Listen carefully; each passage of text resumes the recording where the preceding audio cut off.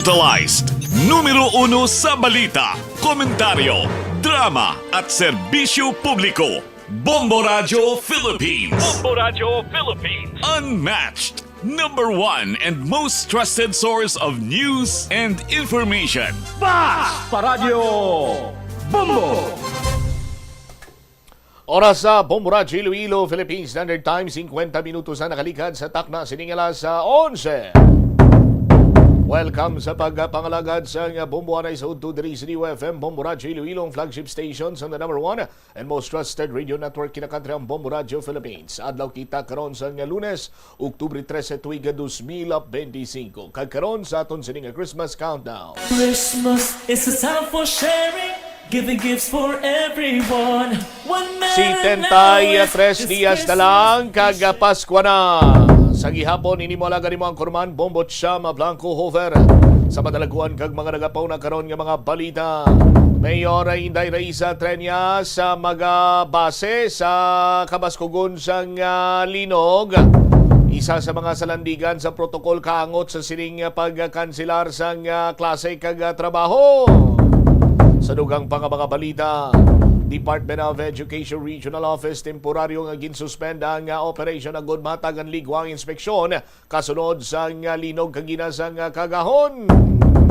Nagpasilong sa kapin 800,000 nga waiting shed sa Katilingban Mulo. Nagpamayong para hindi mabasa.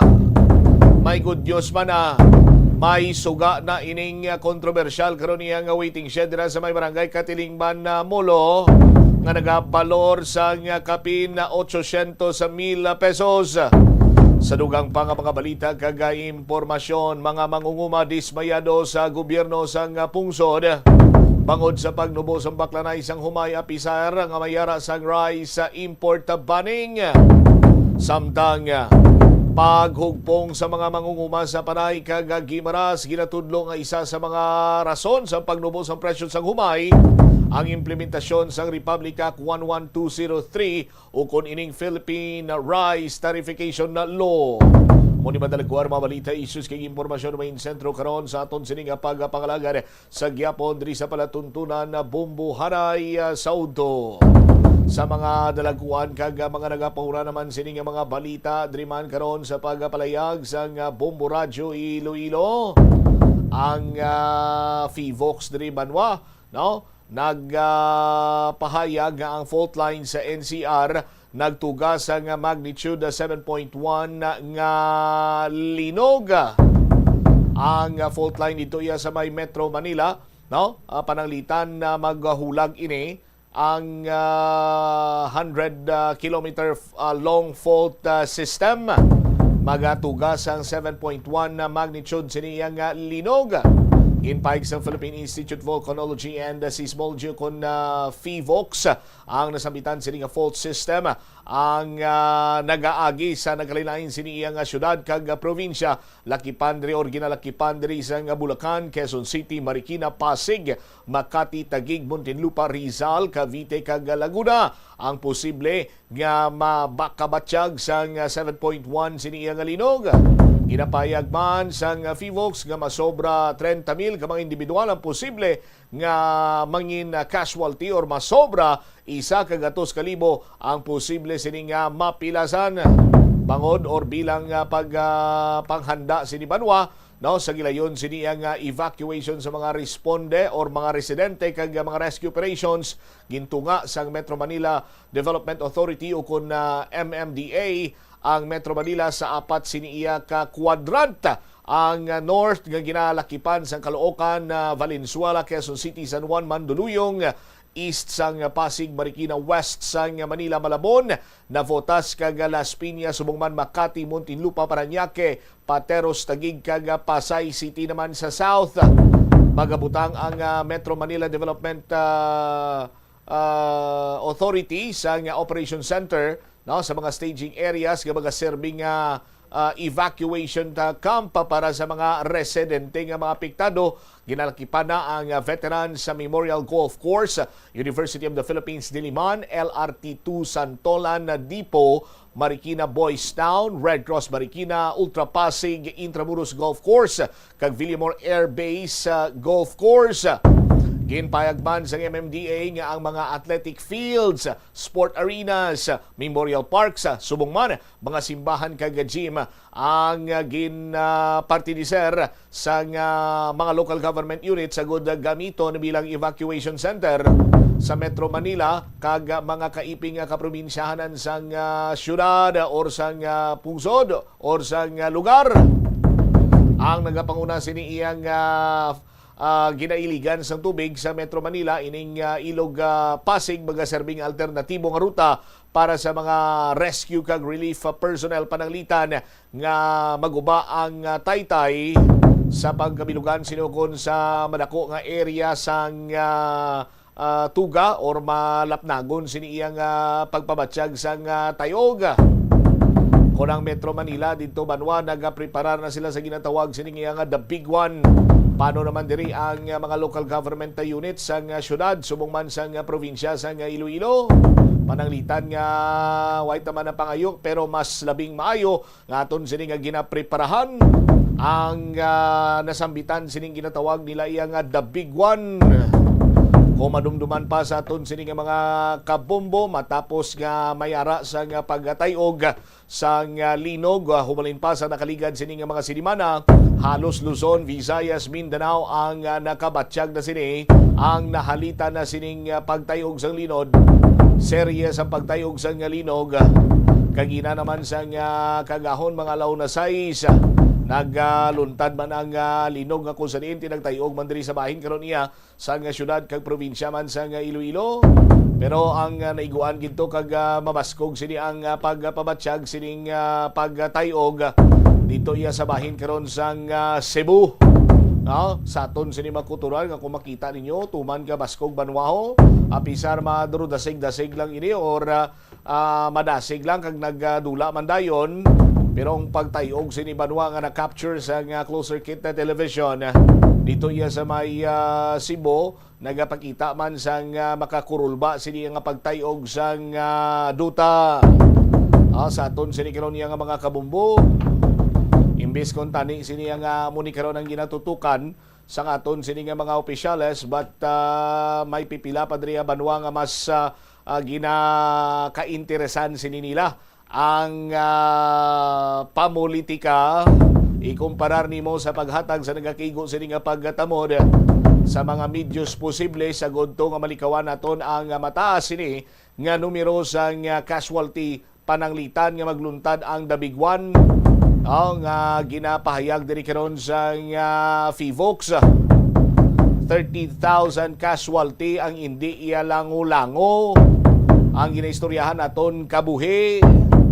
Nga kung pwede palang masalbar naton ini, pwede palang mapanubuan naton ini or mas targeton sini naton nga wala gid sa casualty, mas labing mayo kag amo kun tani sini banwa ang i-prioritize ang aton sini mga opisyales ang gobyerno kag talikdan lang anay ang mga political interests sang pipila.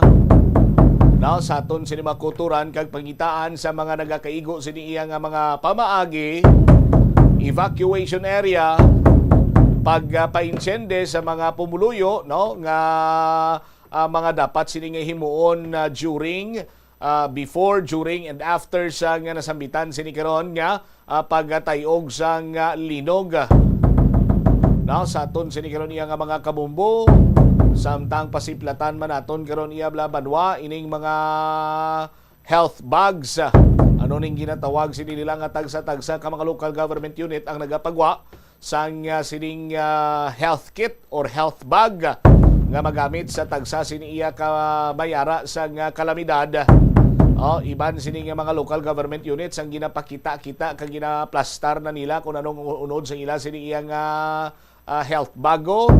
May pilaman ka mga local government unit nga tubtob sa sini nga mga tinion, siguro may isa kabilog sini nga band-aid o hindi pa sila makahatag. Anyway, istorya naton inasabaray nga pagpalayag sa bumbuanay sa udto pagkatapos ang Bombo Network News. Paano ba makalikaw sa aksidente sa dalan? Yari mga tips nga dapat tandaan sa tion nga nagamaneho. Una, likawan ang masaming nga pagsaylo sang linya. Ang swerving o kung pagsaylo sang lane sa isa ka delikado nga maneuver nga masamig ginatunaan sang bunggoanay. Kung himuon ini, siguraduhon nga may bastante ang oras kag espasyo. Ikaduha, i-check ang blind spots. I-check ang mirrors kung clear ang alagyan. Magbalikid o kung maglantaw sa nagaagi sa ibang nga anggulo agud makasigurado nga maathag ang alagyan. Ang responsable nga driver. Ito ang Bombo Radio Philippines. Fully digitalized. Numero 1 sa balita, komentaryo, drama at serbisyo publiko. Bombo Radio Philippines. Bombo Radio Philippines. Unmatched. Number 1 and most trusted source of news and information. Paradyo Bombo. This is Bombo Network News Noontime Edition, broadcasting live at Bombo Radio Broadcast Center, Makati City, Philippines. Araw po ngayon ng Lunes, ika-13 sa buwan ng Oktubre, taong 2025 at sa atin pong Christmas countdown, 73 days bago pong araw ng Pasko. Sa ating mga balita, sa ating mga paunahing balita, ang US kinundena ang mapanganib na aksyon ng China laban sa mga barko ng Philippine Coast Guard at ng Bureau of Fisheries and Aquatic Resources. Ang Malacanang suportado naman ang pagpataw ng lifetime blacklisting sa mga pasaway na contractors, suppliers at consultants kasunod ng malawakang korupsyon sa flood control projects. Abangan din mamaya mga kabombo ang Davao Oriental, isinailalim na sa state of calamity dahil yan sa sunod-sunod na lindol, habang ang bilang naman ng kumpirmadong patay sa pagyanig sa Cebu umakyat na sa 75 o 75. Sa ating ulat panahon, binabantayan namang low pressure area posibleng pumasok ng Philippine Area of Responsibility sa araw ng Huwebes o kaya naman ay sa Biyernes. Sa provincial report natin mamaya, mga klase ho sa mga eskwelahan sa May Capiz muli pong sinuspende dahil sa panibagong mga pagyanig. Sa international news naman, si US President Donald Trump idineklarang war is over sa pagitan ng Israel at Hamas. Pero internal clash naman sa Gaza City muling sumiklab habang 27 katao ang naitalang nasawi. Abangan din sa ating sports balita mamaya ay katlong sunod na pagkatalo ngayong pre-season na lasap ng Cleveland Cavaliers sa kamay ng Boston Celtics. Live nationwide via satellite, narito hong detalye ng ating mga balita. Maring kinundena ng US ang panibagong agresibong aksyon ng China laban sa barko ng Pilipinas sa bahagi ng West Philippine Sea. Ayon kay US Ambassador to the Philippines, Mary Kay Carlson, ang nasabing hakbang ng China ay malinaw na hindi pagkilala sa international law. Sa kanyang mensahe, kinilala ni US Ambassador ang tapang at husay ng mga Pilipinong tauhan sa kabinahon ng mga mapanganib na insidente na kinasasangkutan ng mga barko ng China sa karagatang malapit ho sa Pagasa Island na kilala sa tawag ding Fitu Island. Pagtitiyak naman ng outgoing ambassador, suportado ng US ang Pilipinas at advokasya nito na maging malaya at bukas na Indo-Pacific region. Isang prinsipyong pinangangalagaan ang kalayaan at paglalayag o ito'y kalayaan sa paglalayag at respeto sa soberanya ng mga bansa sa rehiyon. Pinuri rin nitong si Carlson ang matinding katapangan at kahusayan ng mga Pilipino sa gitna ng mapanganib na pananalakay ng bansang China, kabilang ng pagbabangga o iyong pambabangga at paggamit ng water cannon laban sa mga barko ng ating bansa. Ang panibagong tensyon sa West Philippine Sea ay muling nagpapakita ng patuloy na panggigipit ng China sa mga mangingisdang Pilipino at sa mga puwersa ng gobyerno na nagsasagawa ng lehitimong operasyon sa ilalim ng Exclusive Economic Zone ng Pilipinas. Patuloy ang panawagan ng Pilipinas sa pandaigdigang komunidad na igalang ang United Nations Convention on the Law of the Sea at ang 2016 arbitral ruling na pumapabor sa Pilipinas. Samantala, inatasan na po ni Department of Transportation Acting Secretary Giovanni Lopez ang pagbawi ng mga protocol license plate na ginagamit ng mga opisyal ng ahensya at ng mga attached agencies nito. Ayon sa kautusan, layunin ng hakbang na ito na maiwasan ang maling paggamit ng mga plaka at mapanatili ang integridad ng mga opisyal na sasakyan. Bahagi rin ito ng mas pinaigting pa na transparency at accountability sa loob ng kagawaran. Inaasahan na ang mga opisyal ng sasakyan ay muling irerehistro gamit po ang regular na government plates alinsunod sa umiiral na regulasyon ng Land Transportation Office. Dagdag pa ng opisyal, ang pagbawi po ng protocol plates ay bahagi ng mas malawak na reforma sa Transportation Department upang mapalakas pang tiwala ng publiko sa mga institusyon ng pamahalaan. Sa ibang mga balita mga kabombo, batid umano ni Pangulong dating Pangulong Rodrigo Roa Duterte ang naging ruling ng International Criminal Court ukol sa kahilingan ng kanyang kampo na gawaran siya ng pansamantalang kalayaan. Batay sa pahayag ng kapatid ng dating Pangulo na si Bong Duterte, ang dating presidente pa ang nagbanggit sa kanya ukol sa inilabas na desisyon sa naging pag-uusap ng dalawa. Kasabay nito ay inihayag din ng nakababatang Duterte ang kanyang disappointment sa naturang desisyon.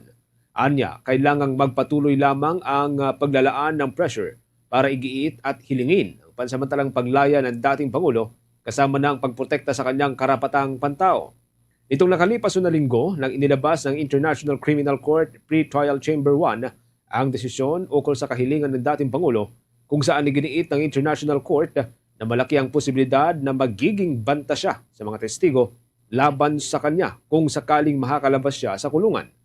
Ang naturang desisyon ay opisyal na inilabas noong Setyembre 26, ngunit inabot ng ilang araw bago na isa publiko ang laman nito. Agad ding naghain ng apela ang kampo ng dating Pangulo, ngunit hindi pa nailalabas sa publiko ang buong nilalaman ng kanilang inihaing dokumento. Samantala, kuha po tayo ng report. Ang bagong officer in charge ng Department of Justice na si Frederick Vida, tiniyak na patuloy ang investigasyon laban sa flood control projects anomaly. Ang publiko naman hinimok na huwag pong mawala ng tiwala sa administrasyon. Kaugnyan may nakalap pang report si Bombo Grant Hilario. Pinangunahan mismo ng bagong talagang officer in charge ng Department of Justice na si Frederick Vida ang una nitong flag ceremony bilang leader ng kaguran. Ito ay ng kanyang palitan si former Justice Secretary Jesus Crispin Boy Remulla at italaga ni Pangulong Ferdinand Bongbong Marcos Jr. para sa posisyon. Matapos ang flag ceremony, kadyat itong sinundan ng unang pagharap ni Justice Officer in Charge Vida sa media o pulong balitaan kung saan dito niya sinabi at tiniyak na kanyang ipagpapatuloy ang serbisyo at trabaho ng Department of Justice. Siguro din anyang tututukan pa rin ang iba't ibang mga issue at kasong hinahawakan ng kaguran katulad ng sa missing Sabongeros case at lalo na sa flood control projects anomaly. Ating pakinggan si Officer in Charge Justice Frederick Vida. It should be a team effort. This would be Team DOJ doing the work to continue the mandate for the Department of Justice and to serve the Filipino people. Alam niyo naman yung pinagdadaanan natin ngayon. Mataas ang ekspektasyon ng ating mamamayan sa atin, lalo na sa gobyerno. May mga nagsasabi nga, di ba? Medyo last hurrah.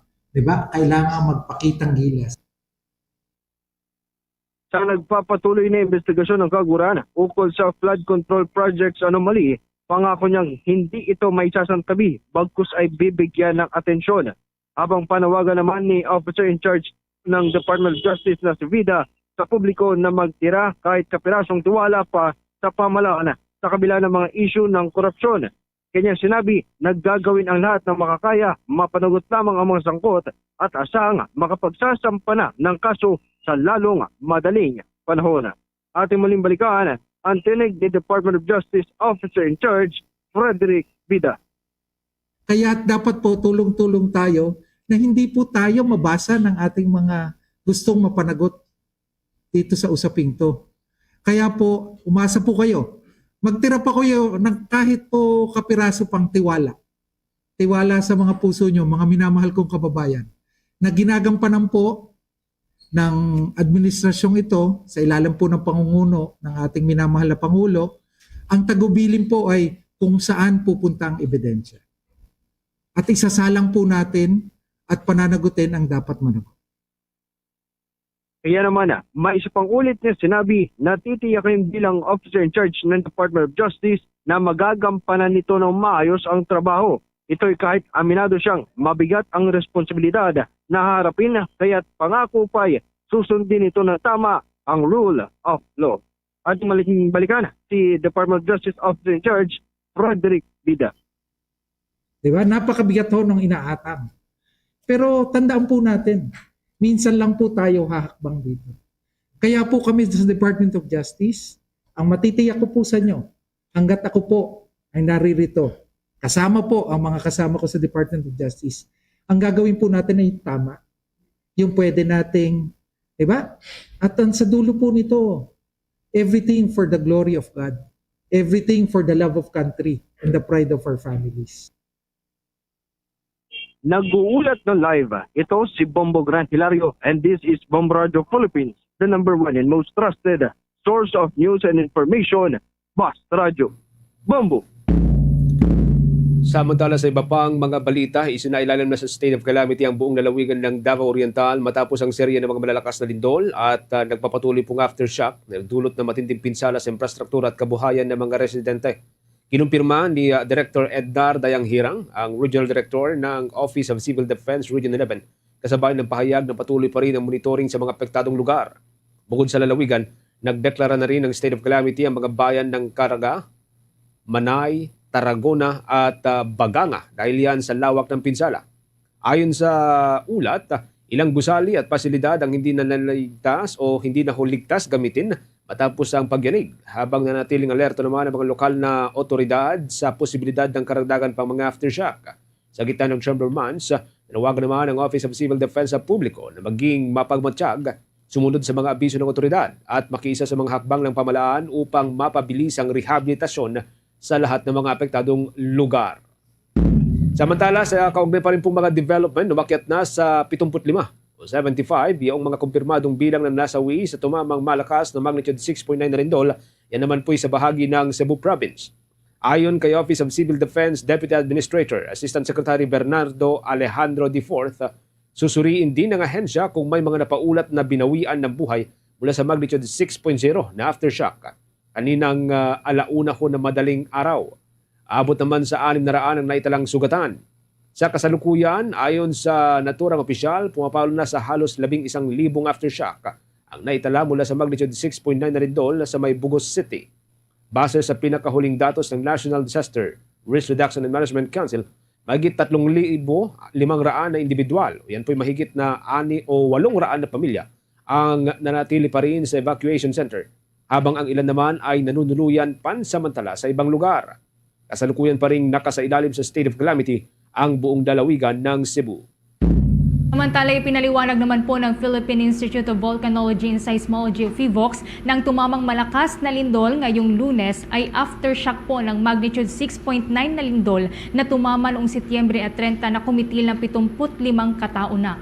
Ayon kay PHIVOLCS Director Teresito Bacolcol, ang lakas ng naturang aftershock ay pasok sa kanilang inaasahang aftershock mula sa magnitude 6 event na nasa maximum na 5.9 o 5.8, kaya't hindi na anya ito nakakagulat pa.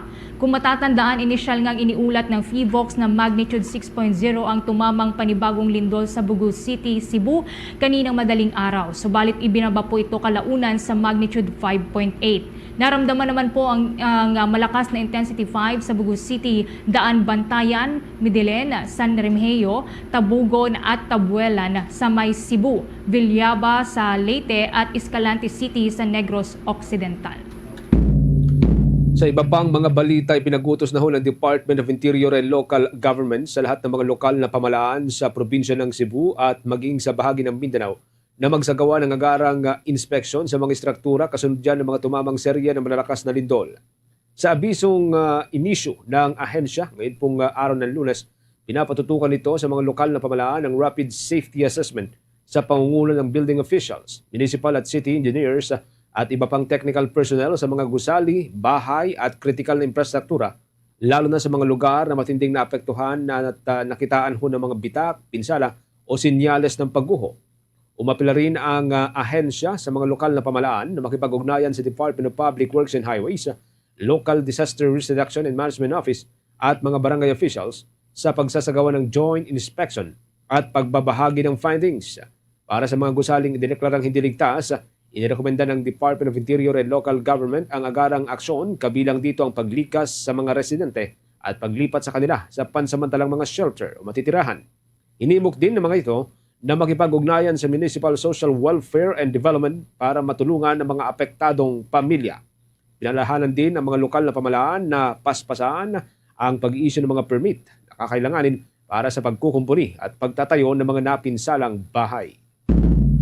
Sa gitna nga po ng magkakasunod na sakuna gaya ng lindol, bagyo at pagbaha sa iba't ibang bahagi ng ating bansa, nagbabala ang Philippine Psychiatric Association sa posibilidad na pagdanas ng disaster fatigue ng ilang mamamayan. Ayon kay Dr. Joan May Perez Rifarial, presidente ng Natura pong ahensya, ang disaster fatigue ay isang uri ng emosyonal at mental na kapaguran na nag-uugat sa pakiramdam ng kawalan ng kontrol sa mga nangyayari sa paligid. Kapag sunod-sunod ang sakuna, maaaring makaramdam ang tao ng pagod, panghihina at kawalan ng pag-asa. Bilang tugon, payo ng eksperto na ituon ang pansin sa mga bagay na kaya nating kontrolin tulad po yan ng pagiging handa sa panahon ng sakuna, pagsunod sa mga abiso ng otoridad at pag-aalaga sa sariling kalusugan. Dagdag pa ng opisyal na mahalaga rin ang pagtutulungan o eksperto, mahalaga din po ang pagtutulungan ng komunidad at ang pagtugon sa pangangailangan ng isa't isa upang mapanatili ang katatagan sa gitna ng krisis. 15 minuto makalipas ang alas 12 ng katanghalian. Update po tayo mula sa Palasyo Malacanang. Ang US, kinundi na po ang mapanganib na aksyon ng China. Malapit po dyan sa may Pag-asa Island, so dyan po sa may West Philippine Sea. Habang yung pong pagsusulong naman sa pagpapataw ng lifetime blacklisting sa mga pasaway daw na contractor, mga supplier at maging yung mga consultants, suportado ho yan ng Palasyo Malacanang. May mga updates po dyan, si Bomboana Soberano. Mariing kinondena ng Amerika ang panibagong agresibong aksyon ng China laban sa barko ng Pilipinas sa bahagi ng West Philippine Sea. Ayon kay U.S. Ambassador to the Philippines, Mary Kay Carlson, ang nasabing hakbang ng China ay malinaw na hindi pagkilala sa international law. Sa kanyang mensahe, kinilala ni Ambassador Carlson ang tapang at husay ng mga Pilipinong tauhan sa kabila ng mapanganib na insidente na kinasangkutan ng mga barko ng China sa karagatan malapit sa Pag-asa Island o kilala bilang Taitu Island.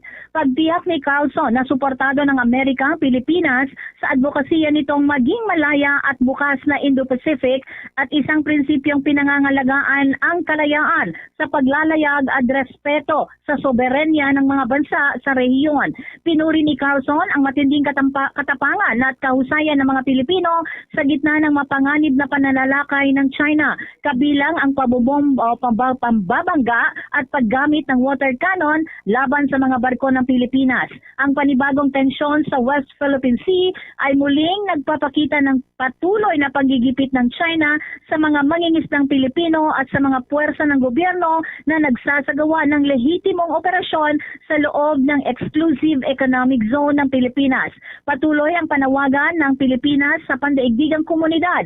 Igalang ang United Nations Convention on the Law of the Sea at ang 2016 arbitral ruling na pumabor sa Pilipinas. Samantala, suportado ng Malacanang ang isinusulong ng Department of Budget and Management Secretary Amena Pangandaman na patawan ng perpetual disqualifications sa mga bidders at contract implementors na ilang ulit nang lumabag sa New Government Procurement Act. Ayon kay Palace Press Officer Undersecretary Claire Castro, alinsunod na din ito sa adhikain ni Pangulong Marcos na tukuyin at puksain ang korupsyon sa mga proyekto ng pamahalaan. Sinabi ni Castro na nais ng Department of Budget and Management na gawing mas matindi ang parusa sa mga pribadong individual o kumpanya na mapapatunayang nagpabaya, lumabag o hindi sumunod sa mga itinakdang kontrata sa pamahalaan. Tatamaan ang lifetime blacklisting kapag nagkataon ang mga pasaway na contractor, suppliers, maging ng mga consultants. Pakinggan natin si Palace Press Officer Undersecretary Claire Castro. Nilalayon din ng ahensya na gawing mas matindi ang parusa sa mga pribadong individual o kumpanya na mapapatunayang nagpabaya o lumabag sa mga kontrata ng gobyerno. Si Palace Press Officer Undersecretary Claire Castro. Mula sa Malacanang, Bombo Anali Montaño Soberano nag-uulat. And this is Bombo Radio Philippines, the #1 and most trusted source of news and information. Basta Radio, Bombo! Sa ibang balita, inaasahan pa po ng Department of Health ang posibleng pagtaas ng mga kaso ng influenza-like illness o mga sakit na may sintomas po ng trangkaso sa mga susunod na linggo. Bagamat mas mababa pa ng 8% ang kasalukuyang bilang kumpara sa kaparehong pong panahon noong 2024, nananatiling alerto pa rin ang Department of Health sa posibleng pagdami ng mga kaso.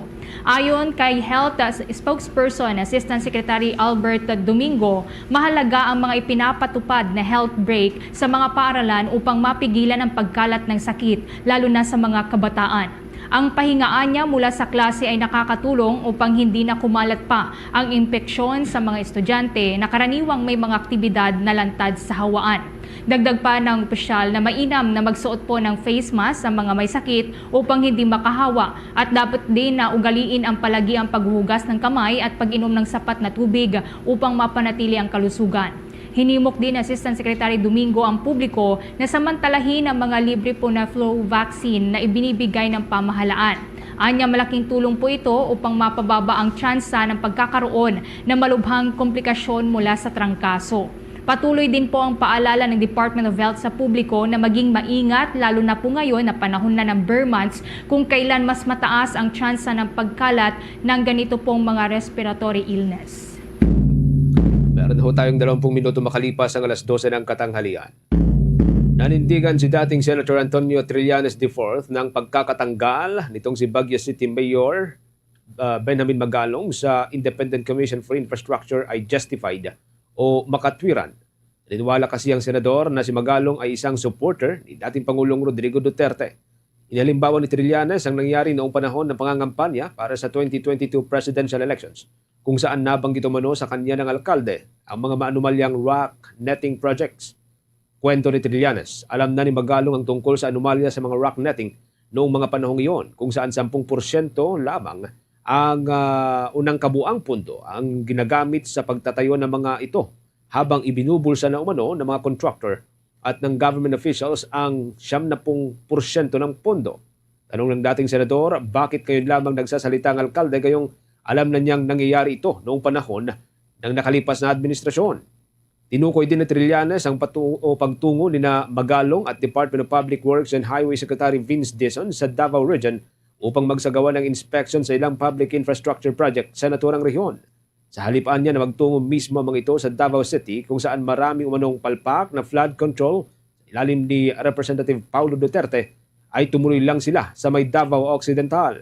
Git nito, hindi maaring maging independent ang isang alkalde o ang naturang alkalde kung siya rin mismo ay supporter ng dating Pangulo. Setyembre 26 mga kabombo kung babalikan, noong mag-resign bilang special advisor at investigator ng naturang komisyon si Mayor Magalong matapos umano siyang masaktan sa ilang public pronouncement ng Palasyo Malacanang. Ito ay 11 araw mula noong siya ay opisyal na italaga ni Pangulong Ferdinand Marcos Jr. sa naturang posisyon, kasabayan ng kanyang pagiging alkalde ng Baguio City. Samantala, kuha pa po tayo ng karagdagang report. Dating PNP Chief Azurin, formal na pong nanumpa bilang bagong Independent Commission for Infrastructure Special Advisor. Kaugnayan, kuha pa tayo ng buong detalye sa pag-ulat ni Bombo Isa Cotonero. Formal nang nanumpa si retired General Rodolfo Azurin Jr. bilang bagong Independent Commission for Infrastructure Special Advisor. Siya ang pumalit kay Baguio City Mayor Benjamin Magalong na nagsilbi sa komisyon ng halos 2 linggo matapos niyang mag-resign sa kanyang posisyon. Matapos manumpa ngayong araw, Bombo Genesis Bombo Ever bilang Special Advisor ng ICI, binigyan din ni Azurin na isusulong niya ang katotohanan, hindi sa pamamagitan ng galit kung hindi ng hustisya, at iginiit na ang mga revolusyon sa lansangan ay hindi laging magpapatunay na nakapagpapagaling sa isang bansa. Dagdag pa niya, layunin ng kanyang posisyon na maibalik ang tiwala ng publiko sa mga proyekto ng gobyerno sa pamamagitan ng tapat na investigasyon at pananagutan ng mga nagkasala. Kaugnay niyan, pakinggan natin ang tinig ng bagong ICI Special Advisor retired General Rodolfo Azurin Jr. Let's expose corruption not with anger but with justice. Let us work hand in hand to bring the guilty to account and to finally end the suffering of our people. Let this be our rallying cry. This time, we do it right. For our country, for our children, for a truly better future. Samantala, inihayag din ni Azurin na ngayong linggo ay nakatakdang i-validate ng komisyon ang isinumeteng 421 ghost flood control projects ng Department of Public Works and Highways. Anya, ang maunguna sa pag-document nito ay ang mga technical field engineers. Base sa pagsusuri ng ICI mula 2016 hanggang 2024, nasa 261 na ang tinitig ng ghost flood control projects sa Luzon, 109 naman sa Visayas at 51 sa Mindanao. Ito ang kanilang mga i-inspeksyonin na sa mga susunod na linggo. Giniit pa ni Azurin na asahan na susunod na rito ang pagrekomenda naman nila ng 15 hanggang 20 na kaso sa Office of the Ombudsman pagkatapos ng 3 hanggang 4 na linggo mula ngayong araw. Kaugnay niyan, pakinggan natin muli ang tinig ni ICI Special Advisor Gerald Rodolfo Azurin Jr. We'll be giving it sa technical, sa sinabi ko kayo, technical validation. So lahat po ng mga documentation, yung filing po ng case is as they come. So kung sino po yung mabilis, sino po yung maunang mag-validate, sino po yung unang makapag-kumpleto ng mga document, yun po ang ipa-file natin na kaso. This will be part of the documentation, yung ano bang project, ano yung geotag, yung location, and then magkano yung amount ng contract, sino ang contractor, sino ang mga district engineers, and then ano yung status ng project. So lahat yan ay i-compile yan, kaya nga medyo matagal ng konti yung compile.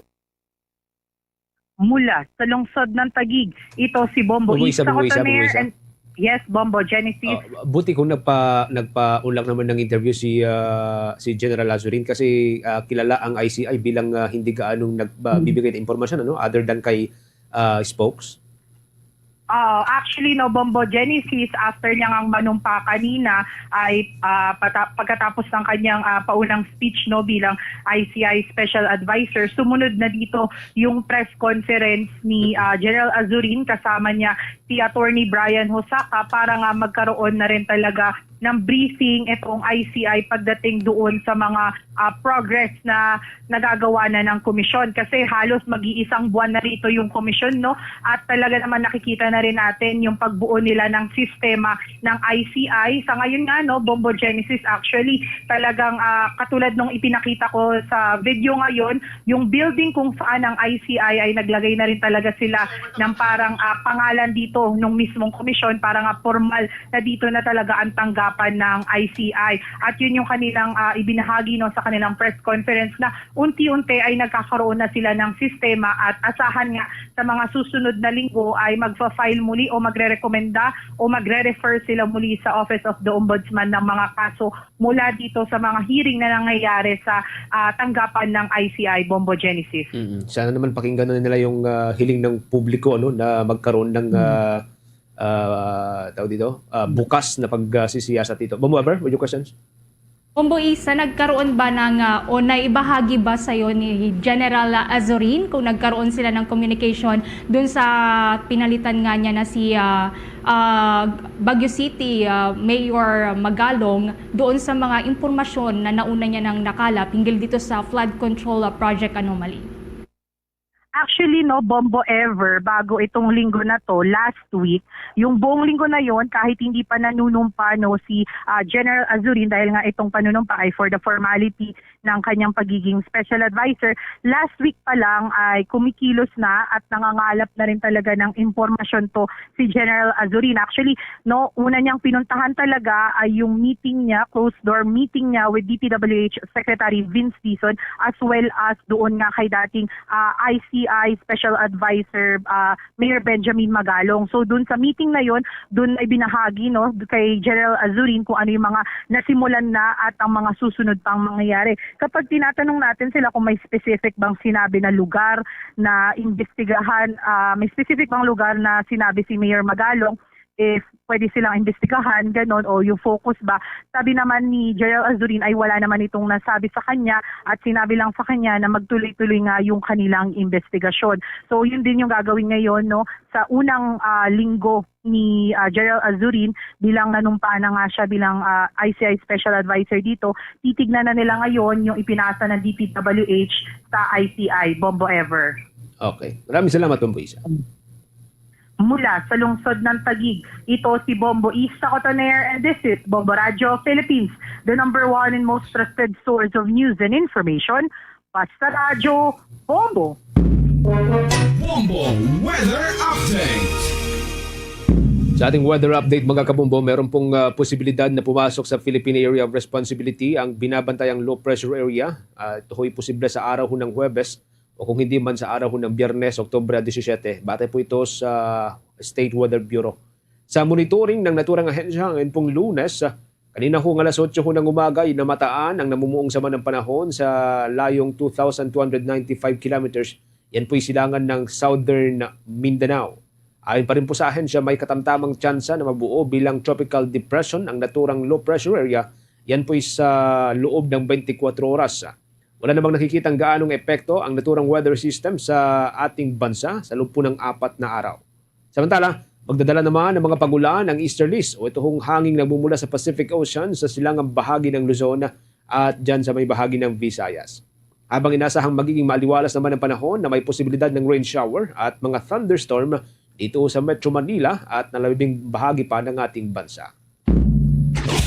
Bombo International News. Idineklara na ni US President Donald Trump na tapos na ang giyera sa pagitan ng Israel at Hamas makalipas ang 2 taon. Inanunsyo ito ng US President bago sumakay ng Air Force One aircraft at lumipad patungang Israel para sa nakatakdang pagpapalaya ng Hamas sa lahat ng mga bihag mula doon sa Gaza ilang oras na lamang mula ngayon bilang bahagi yan ng ceasefire agreement. Bilang kapalit, papakawalan naman ng Israel ang 250 presong Palestino at mahigit 700 detainees. Kaugnay niya narito ang bahagi nga ng pag-anunsyo ni US President Donald Trump. The war is over. Okay, you understand that? I think people are tired of it. It's been centuries. Okay, not just recent. It's been centuries. I think people are tired of it. Yeah. Sa pagdating naman ni US President Donald Trump sa Israel, inaasahang makikipagkita siya kay Israeli Prime Minister Benjamin Netanyahu at sa mga pamilya ng mga biyag ng Hamas bago humarap sa Israeli Parliament sa Jerusalem. Pagkatapos nito, magtutungo ang US President sa Egypt para mag-host naman kasama si President Abdel Fattah al-Sisi ng Summit on Peace in the Middle East na dadaluhan din ng mahigit 20 world leaders kabilang na si British Prime Minister Keir Starmer para suportahan ang plano ni Trump na pagwawakas ng giyera sa Gaza at pagsusulong ng kapayapaan sa Middle East. Samantala, ayon naman kay Shosh Bedrosian, ang tagapagsalita ng opisina ni Israeli Prime Minister Benjamin Netanyahu, isahang papalayain ng Hamas ang lahat ng mga buhay na bihag saka ito turn over sa Red Cross. The release of our hostages will begin early Monday morning. We are expecting all 20 of our living hostages to be released together at one time to the Red Cross. Palestinian prisoners will be released once Israel has confirmation that all of our hostages set to be released tomorrow are cross the border into Israel. And once we have that confirmation, we are expecting that the prisoners will already be on the buses. But once the confirmation comes through, they have crossed into Israeli territory, those buses will start. Bagian ng pagkumpirma ni Shosh Bedrosian ay tagapagsalita ng opisina ni Israeli Prime Minister Benjamin Netanyahu. Mayroon na lamang po hanggang alas 12 ng madaling araw ngayong Lunes Eastern Time ang Hamas para ibalik ang 48 bihag na nasa kanilang poder kung saan 20 dito ang pinaniniwalaang buhay pa. Samantala sa karagdagan pa pong balita sa ibayong dagat, sumiklab naman po ang sagupaan sa pagitan ng militanteng Hamas at mga miyembro ng prominenteng angkan na Domosh sa may Gaza City matapos mag-retreat ang Israeli Army. Ito na ang itinuturing na pinaka-violenteng internal confrontation mula nang tapusin ng Israel ang mga operasyon nito sa naturang teritoryo na kumitil naman ng 27 katao. Sa naturang internal conflict, nakipagpalitan ng putok na baril ang mga miyembro ng Hamas na nakatakip ang kanilang mga mukha sa kampo ng kalaban nilang angkan malapit sa Jordanian Hospital sa Gaza City. Ayon naman sa senior official sa Interior Ministry na pinapatakbo ng Hamas, pinalibutan ng kanilang security units ang mga ito at nasangkot din sa palitan ng putukan para ikulong ang mga dawit sa labanan. Sinabi ng ministry na 8 sa kanilang security units ang napatay sa armadong pag-atake ng milisya. Base naman sa medical sources, 19 na miyembro ng prominenteng angkan at 8 sa Hamas fighters ang nasawi mula nang sumiklab ang labanan noong araw ng Sabado. Una rito, matagal nang may alitan o away ang panig po ng pamilya Domosh na isa sa pinakaprominenteng angkan sa Gaza at ng Hamas. Kapwa nagbatuhan naman ng sisi ang dalawang magkabilang panig sa kung sino ang responsable sa pagsisimula ng gulo. Ayon sa Hamas, pinatay umano ng gunmen ng Domosh ang dalawa sa kanilang fighters at nasugatan ang 5 iba pa dahilan kaya't nagkasasila ng operasyon laban sa naturang pamilya. Subalit base naman sa ilang source, tinangka ng Hamas na puwersahang paalisin ang pamilya sa Jordanian Hospital kung saan sila nanatili para gawing bagong kuta para sa kanilang puwersa. Oras natin mga kabombo, meron na lamang ho tayong 25 minutes bago sumapit ang 1:00 ng hapon. Update ho tayo mula sa may Manila Police District. Nakahanda na ho ang naturang police unit para daw ho sa mga gaganaping mga rally ngayon pong Oktubre hanggang sa may buwan ho ng Nobyembre. Nagsasagawa rin ang pulisya ng simulation exercise. Kaugnay pa rin po nito. May update dyan si Bombo Bea Peniza. Nakahanda na ang Manila Police District para sa mga gaganaping rally ngayong Oktubre at Nobyembre na bahagi pa rin ng trillion peso march nitong Setyembre 21. Sa isang eksklusibong panayam ng Bombo Radio Philippines kay Manila Police District spokesperson, Police Major Philip Ines, kabilang sa kanilang paghahanda ang pagtatalaga ng mga security detail para sa mga kilusan na ito habang nagpapatuloy ang kanilang mga monitoring sa mga lugar na madalas pagdausan ng mga rally sa Maynila. Maliban sa itinalagang pulis para sa mga rally, kinumpirma rin ni Ines na mayroon ding mga tauhan ng Manila Police District na naka-standby para magbigay ng augmentation kung kakailanganin man sa mga protesta na ito. May security plan na tayo para dyan at tuloy-tuloy pag-monitor natin doon sa mga projected na magkakaroon ng mga rally. Ang sa atin lang dito, yung handang-handa yung Manila Police District doon sa mga kakailanganin natin na personnel para doon sa security coverage natin. Yes, ganun talaga. Meron tayong mga deployable personnel at may naka-standby din tayo para kung sakaling kakailanganin nila ng karagdagang security forces, meron tayong mga makukuha. Tiniyak rin ni Ines na nakahanda na ang kanilang mga tauhan para sa nakatakdang mga rally na ito kung saan nagkasama ng isang simultation exercise sa Manila Police District nitong linggo sa Mindiola. Higit sa 200 mga pulis naman ang nakilahok sa simultation exercise kung saan wala namang namataan ng mga pagkilos ng mga grupo sa naturang lugar. Layon din ang pagsasanay na ito na mas mapalakas pa ang kakayahan ng mga pulis sa ilalim ng Civil Disturbance Management na siyang nagsisilbing barikada kada magkakaroon ng kilusan at rally sa ilang bahagi ng Maynila. Wala naman tayong nakita na mga grupo na pupunta ron. Ganun pa man, yung kahandaan natin ito palagi natin inaangat. Nagkaroon nga tayo ng CIMEX para pagandahin natin yung ating mga CTM contingent. Ang sa atin dito, tuloy regular itong ginagawa MFP personnel natin, hindi lamang dyan sa GRB Mindiola, sa iba pang lugar dito sa Maynila.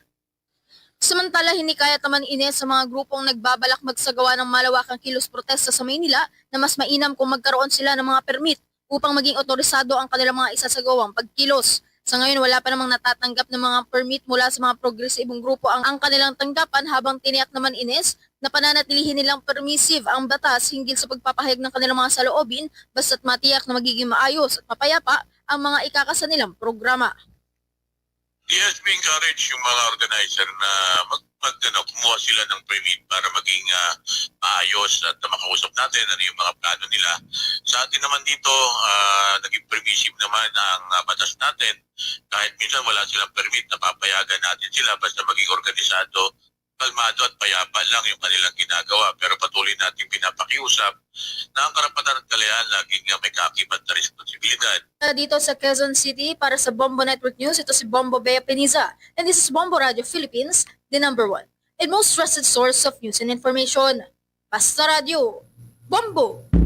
Isinusulong ng Trade Union Congress Party list ang regular po na pagsasagawa ng earthquake drills kada buwan sa mga lugar ng trabaho upang mapalakas pa ang kahandaan ng mga manggagawa sa harap ng banta ng lindol.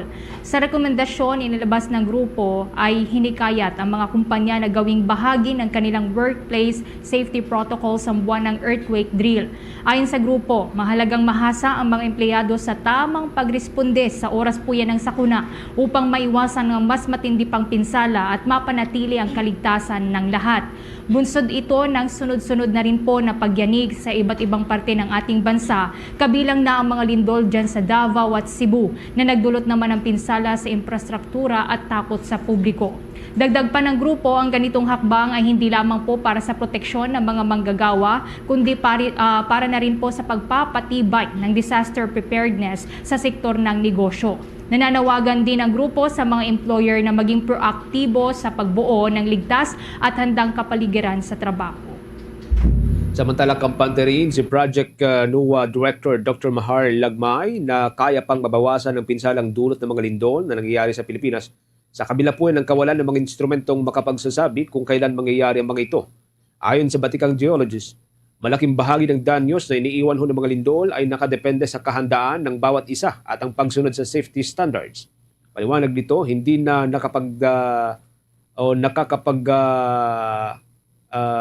taka itong mga magkakasunod na lindol na naranasan sa Pilipinas dahil sa posisyon ng bansa ito sa Pacific Ring of Fire.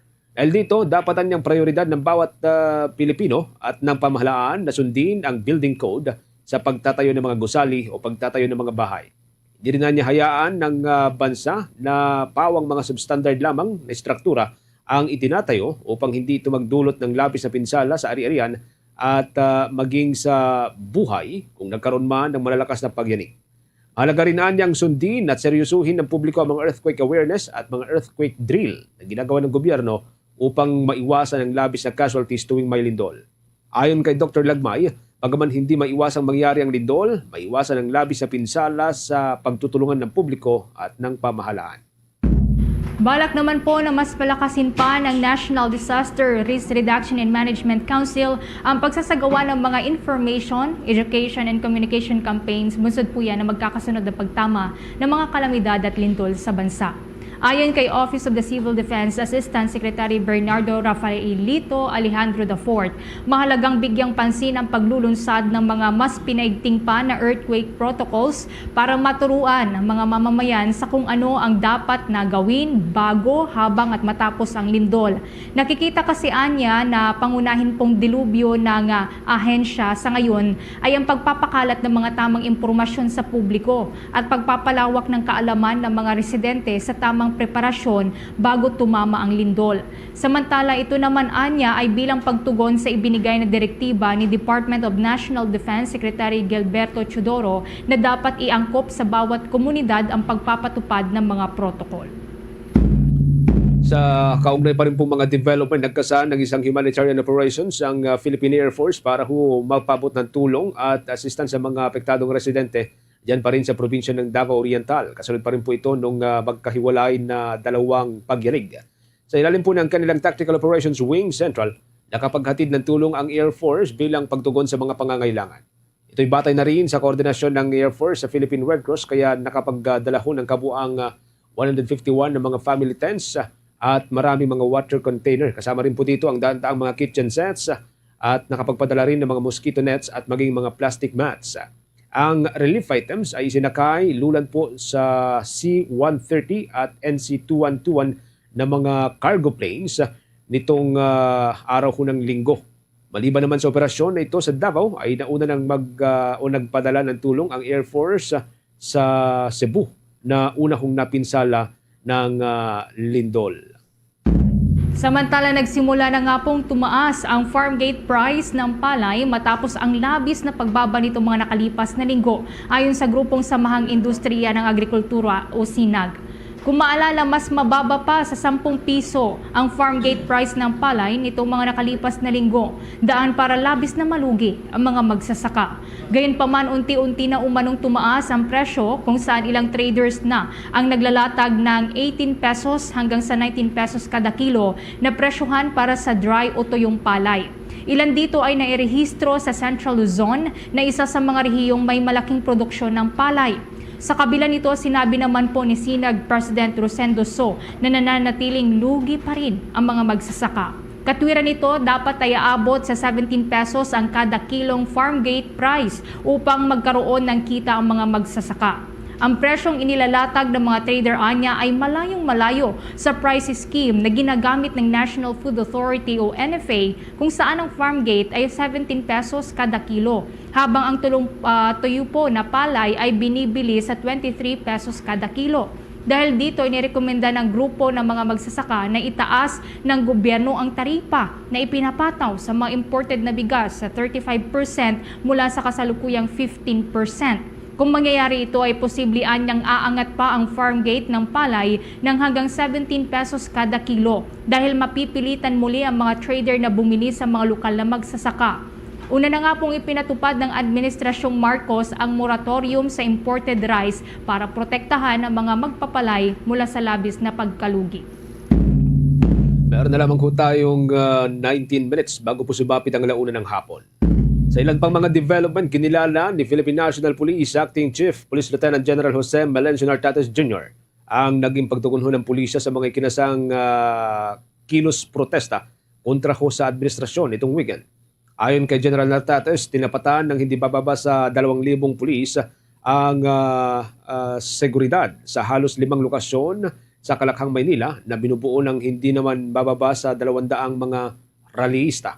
Kabilang sa mga aktibidad na namonitor ng pambansang pulisya ay mula sa grupo ko ng mga supporter ni dating Pangulong Rodrigo Duterte at ilang pagtitipon ng mga kontra-administrasyon. Dito ho yan sa Makati City. Ayon sa pambansang pulisya, ang mga naging kilusan ay biglaan lamang at walang kaukulang mga permit, lalo ng grupong nagtipon dito sa syudad. Samantala, patuloy namang nakaalerto ang pulisya sa mga gaganaping White Ribbon Protest kada araw ho yan ng Biyernes hanggang sa araw ho ng Nobyembre at 30 na siyang saktong pagkilala rin sa araw o sa Bonifacio Day.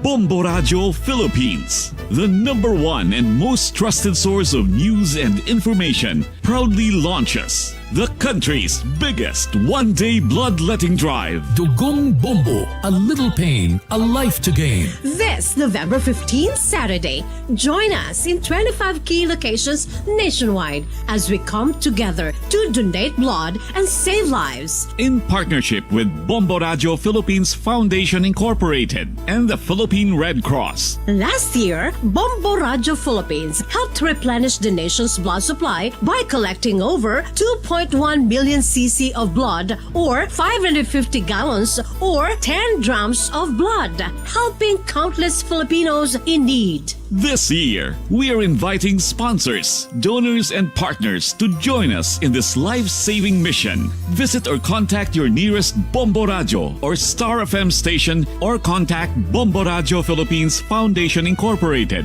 at 0917-306-6617 to find out how you can support Dugong Bombo 2025. Dugong Bombo, a little pain, a life to gain. Basta Radio Bombo!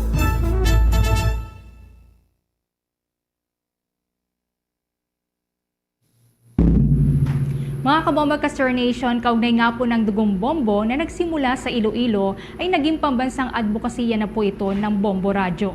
Hanggang sa 19 na taon nang naglilingkod at nagmamalasakit sa mga Pilipino. Kaugnay yan may report ang Star FM Iloilo.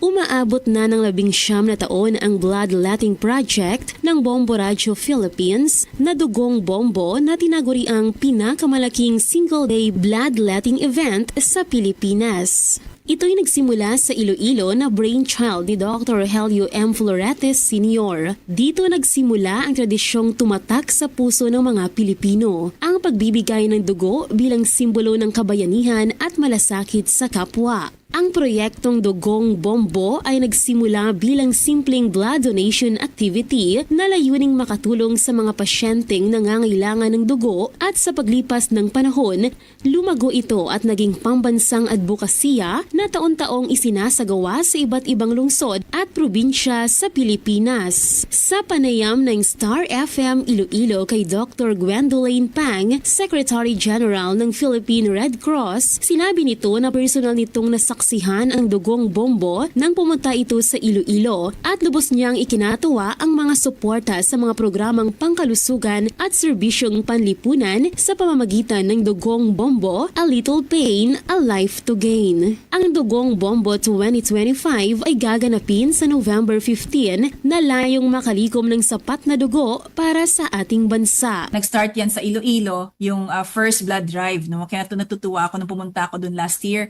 na nakasama ko kayo, no? Talagang very meaningful din sa akin yung trip na yon kasi na mas naintindihan ko yung pagsisimula. First gusto kong pasalamatan, no? Ang pamunuan ng Bombo Radio Philippines sa mga Florete family, no? Si Dr. Rogelio Florete Sr. at saka si Madam Margaret Florete. Maraming salamat sa tuloy-tuloy, walang humpay na pagsuporta sa Philippine Red Cross. Para sa Bombo Network News, it is Star DJ Charlie, and this is Bombo Radio Philippines, the #1 and most trusted source of news and information. Basta Radio, Bombo. Dako tayo dyan sa may bahagi po ng Mindanao. Si Pangulong Marcos binisita yung mga apektado ng magkakasunod na lindol dyan sa may Davao Oriental. May update ang Bombo Radio Davao. Binisita ni Pangulong Ferdinand Marcos Jr. ang mga residente na apektado ng lindol sa Davao Oriental. Pasado alas 10 kaninang umaga nang lumapag ang sinasakyang chopper ng Pangulo sa probinsya ng Davao Oriental, kung saan una nitong binisita ang Manay National High School, kung saan pansamantalang tumutuloy ang daan-daang mga pamilya na apektado ng 7.4 magnitude na lindol noong October 10, 2025 at ipinangako ang madaliang tulong para sa mga biktima. Sunod na pinuntahan ng Pangulo ang Davao Oriental Provincial Hospital, Manay District, kung saan nakakonfine ang mga sugatang residente at iba pang mga pasyente na apektado sa malakas na pagyanig. Tinungo rin ng Pangulo ang evacuation center sa munisipalidad ng Tarragona, Davao Oriental, kung saan naranasan din ang malaking pinsala at nagtala ng maraming mga sugatan. Batay sa record ng Disaster Response Management Division sa DSWD Davao Oriental, nasa 66,657 na pamilya o 282,323 na individual ang apektado sa lindol. Umabot na rin sa 8 ang kumpirmadong patay ayon sa Office of the Civil Defense 11, matapos ang dumagdag sa nasabing bilang ang isang 46 years old na babae matapos inatake sa puso ng dahil sa aftershock na naranasan kahapon ng madaling araw, October 12 nitong taon sa Manay, Davao Oriental. Ayon kay Zerbo Castro, Information Officer sa Manay LGU, ang biktima ay residente ng Purok Bagsak, Barangay Central. Sa datos ng DOST PHIVOLCS, ang nangyaring magnitude 4.3 na lindol ay may lalim na 25 kilometers. Matatandaan na nauna ng binisita ni Vice President Sara Duterte ang mga apektadong residente sa Manay, Davao Oriental, kabilang na ang pamilya ni Teresita Narciso na isa sa mga nasawi sa nangyaring lindol. Naibahagi na rin nila ni Department of Social Welfare and Development Secretary Rex Gatchalian ang 27 million pesos na relief goods sa mga residente sa Manay at Tarragona, Davao Oriental. Sa kabila na nangyaring sakuna, hindi nagpatinag ang mga parokyano na Christ the King Cathedral sa Tagum City dahil marami ang dumalo sa isinagawang santos na misa sa labas ng simbahan dahil na rin sa pag-aalala ng may mga aftershock na posibleng mangyari sa kalagitnaan ng naturang aktibidad. Samantala, nasira naman ang Centennial Church ng San Salvador del Mundo, Caraga, Davao Oriental nang dahil sa lindol. Sa kabila nito, malaki pa rin umano ang pasasalamat ni Reverend Father Roland Simon na kahit nasira ang bubong at kisame ng naturang simbahan, marami umano ang dumalo sa misa kahit pa sa labas ito isinagawa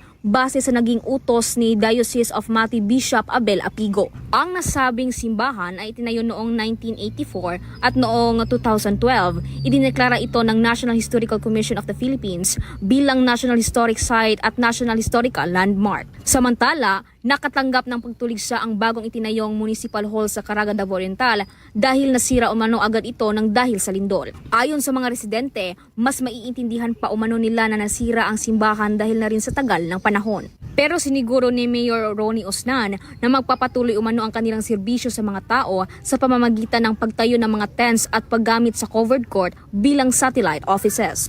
Sa ngayon, wala pa ring pasok sa lahat ng antas sa Davao City dahil sa nagpapatuloy na assessment ng City Engineering Office sa lahat ng establishmento pati na rin sa mga pampublikong opisina. Samantala, sa Davao de Oro naman, balik klase at trabaho ang lahat ng estudyante at trabahante. Pero sa Mati City, Davao Oriental at sa Manay, Tarragona, Davao Oriental na maaalalang isinailalim sa state of calamity ay mananatiling kansilado ang pasok at trabaho dahil sa patuloy na naranasang aftershocks. Kami pinupost namin ngayon.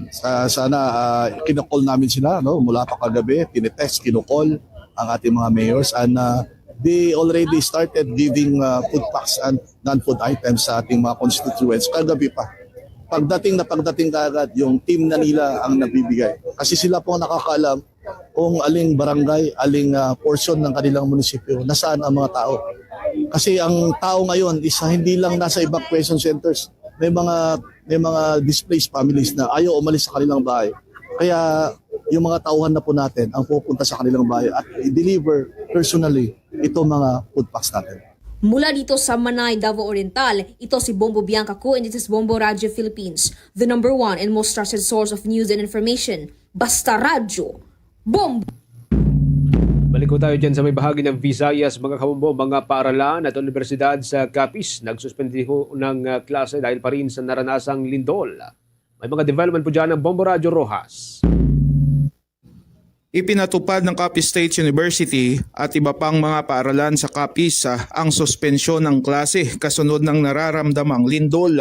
Sa panayam ng Bombo Radio Rojas kay Dr. Efren Lina na presidente ng Capiz State University, inihayag niyang agad nilang isinagawa ang suspensyon ng klase bilang hakbang sa pangkaligtasan na.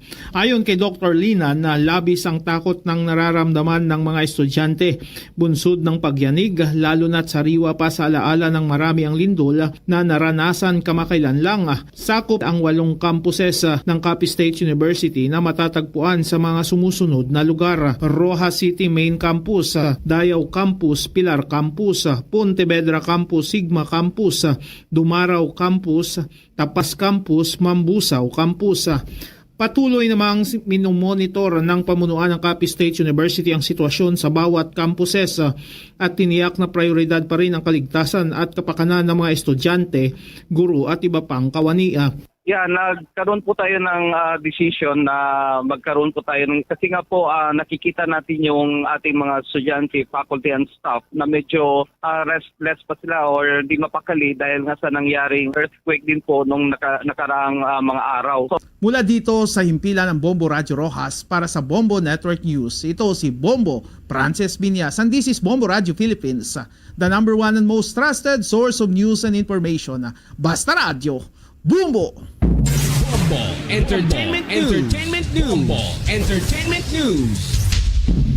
Ang Ilonggo Film natampok ang mga katutubong ati humakot ng parangal sa prestihiyosong 2025 Gawad Orian. Best Director tinuligsan naman ang korupsyon sa kanyang speech. Kaugnay niyan, makichika tayo sa Bombo Radio Iloilo. Nagawin ng 4 na pangunahing parangal ang Ilonggo Film na tumandok sa prestihiyosong 48th Gawad Orian Awards na ginanap sa De La Salle University. Pinarangalan bilang pinakamahusay na direktor sina Richard Jerawi Salvadico at Arlie Sweet Sumagaysay. Nasungkit rin ng pelikula ang mga parangal na Best Supporting Actor para sa yumaong si Ginoong Felipe Ganancial, Best Screenplay at Best Music. Sa kanilang talumpati, inialay ng mga direktor ang tagumpay sa komunidad ng Ati sa sitio Cabarangcalan, Balotac Viejo, Iloilo na siyang sentro ng kwento ng pelikula. Lubos din ang pasasalamat nila sa buong production crew na nagsikap upang maipreserba ang kwento ng komunidad na nagtiwala sa kanila. Sa mensahe ni Sumagaysay, binigyang diin niya ang kahalagahan ng pagpalaganap ng respeto at cultural sensitivity. Samantala sa talumpati ni Salvadico, tinalakay niya ang isyu ng korupsyon. Ayon sa kanya, kung hindi lamang ninanakaw ang pondo, maaari sanang gamitin ito upang mapabuti ang buhay ng mga katutubong pamayanan. The recognition also reminds us of what is missing. Recently, corruption has made headlines, stolen billions that could have built roads, schools, and secured land titles for indigenous people. Instead, they are forced to walk miles to the city to learn when they deserve the dignity of dreaming and learning in their own land. Matatandaan ang tumandok na tampok ang mga ati bilang mga cast ay humakot din ng mga parangal katulad ng Best Film, Best Original Music Score, Best Screenplay at NatPac Full Length Feature Award sa 20th Cinemalaya Philippine Independent Film Festival. Para sa Bombo Network News mula sa Bombo Radio Iloilo, ako si Bombo G. Zapadios. This is Bombo Radio Philippines, the number one and the most trusted source of news and information. Basta Radio, Bombo!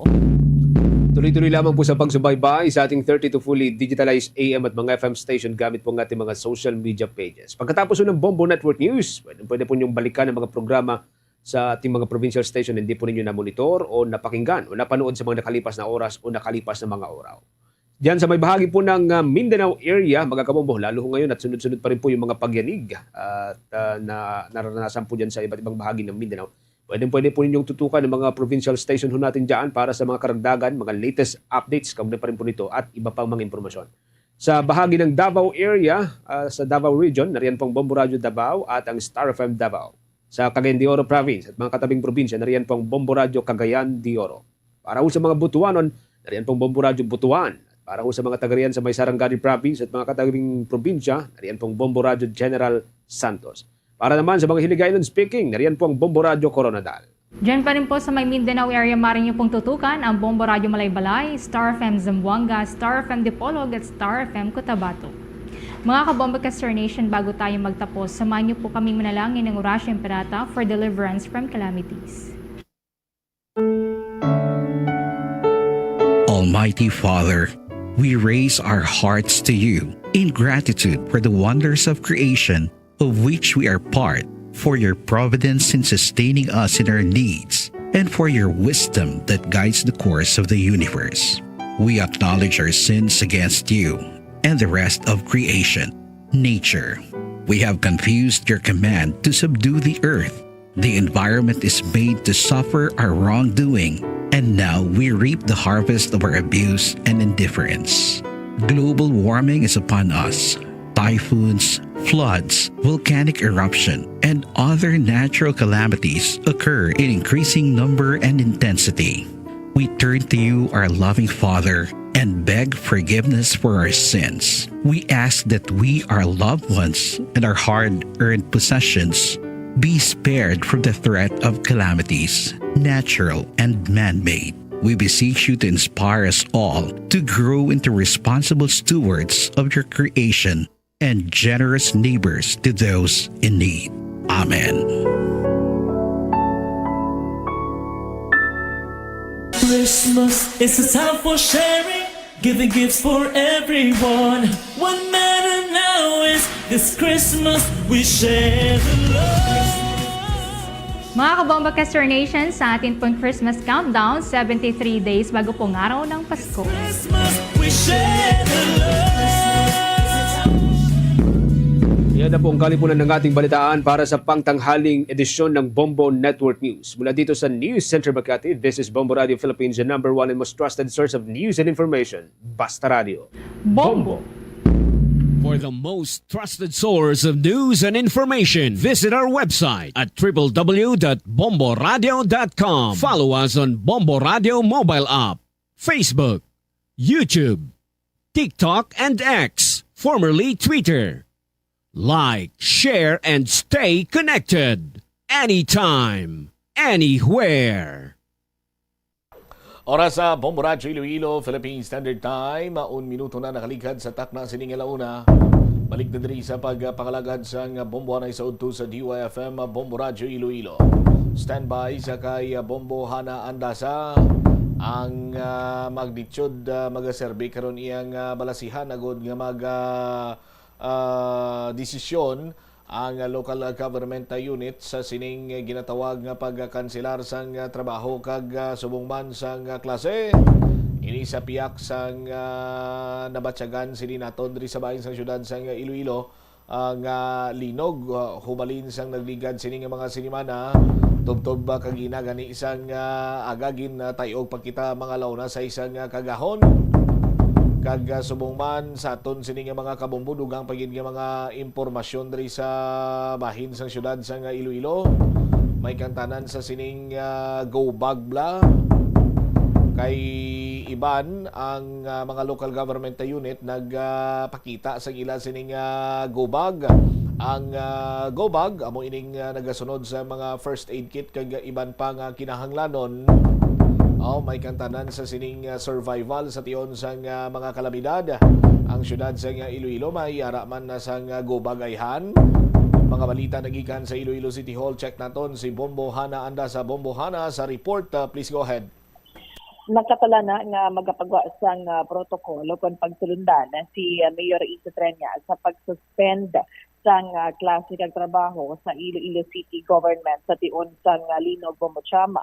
Sa interview sang Bombo Radyo kay Treñas, iya ginapahayag ni hindi sa tanan nga tion nga kung may linog i-cancel gilayon ang trabaho sa Iloilo City Government kag mga klase extra nga level man diri sa mga syudad sang Iloilo. Suno kay Treñas, isa sa mga protocol amo ang mga balasihan kung ang linog abi may intensity 3 to intensity 4 magalib diri ang mga manunudlo kag staff sa eskwelahan agud i-check kung may mga crack kag unahon kitang safety sa mga estudyante kaangay sa pag-practice sa gilayon kag masamis ang earthquake drill nga amo man ang pagsulundan sa Iloilo City Government.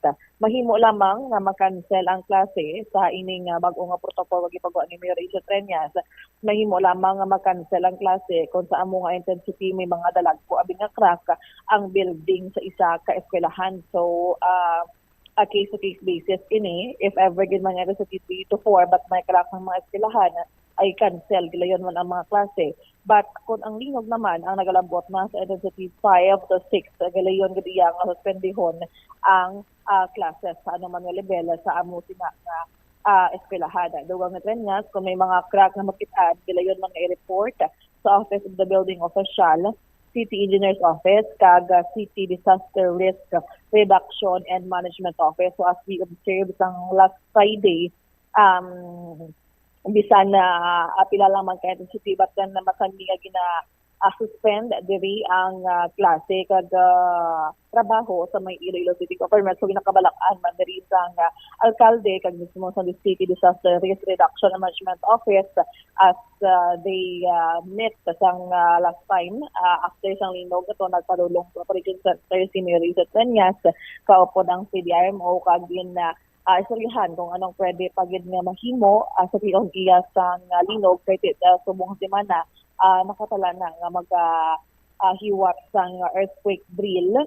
Sunod-sunod nga earthquake drill ang city government sa mga offices at mga floor man diri sa may syudad ng Iloilo as preparation if ever gid man nga may mga linog nga mag-abot Bombochama kag dugang man diri since nga sa bahin sang iban nga mga local government units sa may pungtod Pilipinas nakapanghatag man nga tawag nga Go-Bag o kon emergency kit, emergency Go-Bag kangay lamang sa may Pasig City kung sa diin man sunod rin sa may post mismo ni Mayor Vico Soto nga ang ining Go-Bag nagabiligid lamang sang 992 pesos, less than 1,000 pesos, nga kung sabihin kung baklon pag ni Abi, estimated man, nga nagkalabot sa 1,200 or 2,000 plus ang sulod sini. Ano ba lang mga sunod sa Go-Bags nga ginpanghatag sa Pasig City, nga which is ginaplanuhan naman sang syudad sang Iloilo. Kaangay lamang sang mga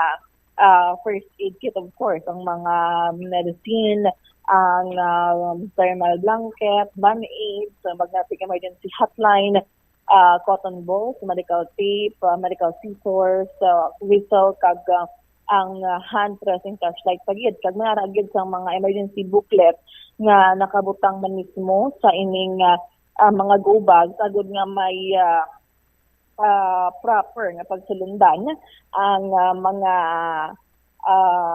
pumunuyo if ever sa tion sang emerhensya. So sa diri sa masya sa Iloilo as we ask Mayor Isa Treñas if mayara na sang plan but then sa buong pangitaan sa lang sang fund sang alkalde kag sang Iloilo City Government kung paano diri makakuha sang fund kag kung pilagid diri ang mahatagan kay for now ang ginahatag if ever nga may mga bagyo for example ang yara naman sa mga matawag na per barangay or per district ang paghatagay man diri sang mga bulig sa mga nabagyuhan or naapektuhan sang anuman nga kalamidad. Ibabatin nato ang nangin na pahayag ni Mayor Raisa Trañas. Yes, nag-meeting kita kaupod sa aton nga si DRMO kag sa response cluster naton pagid no. Dito sa OPSEN naton sang last Friday. Kay nag-ubra na kita mga protocols kung ano ang aton ubrahon. First protocol sa Iloilo City Government, second protocols para sa aton nga mga eskwelahan. So ara man to si SDS Luz kag ang iya nga team sa division kag may mga few points man kita nga naagrihan. Mapagwa kita subong memorandum sa amon to nga nastoryahan no. Ang first kung ang linog 3 to 4 intensity 3 to 4 may mga protocols lang obrahon ang mga eskwelahan, may checklist sila no, like example malibot ang mga maestra to review the cracks and then ang ila nga safety ginalantaw no, tudloan gid sila sang duck, cover and hold ang mga kabataan, which almost all of our very schools are doing ang earthquake fire drill every month. So mapadugang na lang kita earthquake drill pagid since naga-aware na gid yung mga kabataan naton sa fire drill which they're doing ko na almost every month. Kag earthquake drill madugang na. Kag ikatatlo ang aton nga protocols nga after checking, ma-report sila balik sa aton, sa ang division, ma-report sa OPSEN, and then kung may mga structural nga issues, like may mga cracks, pakadtuan sa aton nga OBO, CEO, kag i-review. But hindi na kita pwede nga mag-cancel. If ever kon mag-cancel kita, case-to-case basis or intensity 5 to 6, no?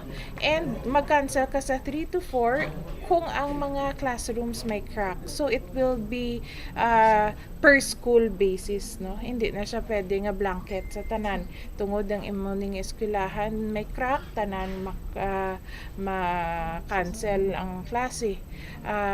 With the kina nag-meet man kami ni Donna, na-discuss man namon kung paano pagid namon madugangan ang protocols, no?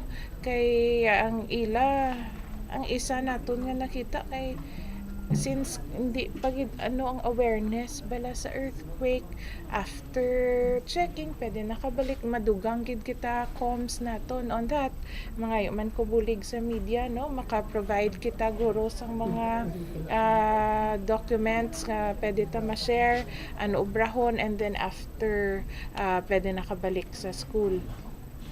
Damo pa ni aftershocks. So hindi man pwede nga kada aftershock makancel kita. Ano na lang ang kabataan nato. Nag-discuss gani si Donna ning Mayo ni man nga permi na lang ni makancel. Mangayo man kami guidance sa sino ni bisita nato.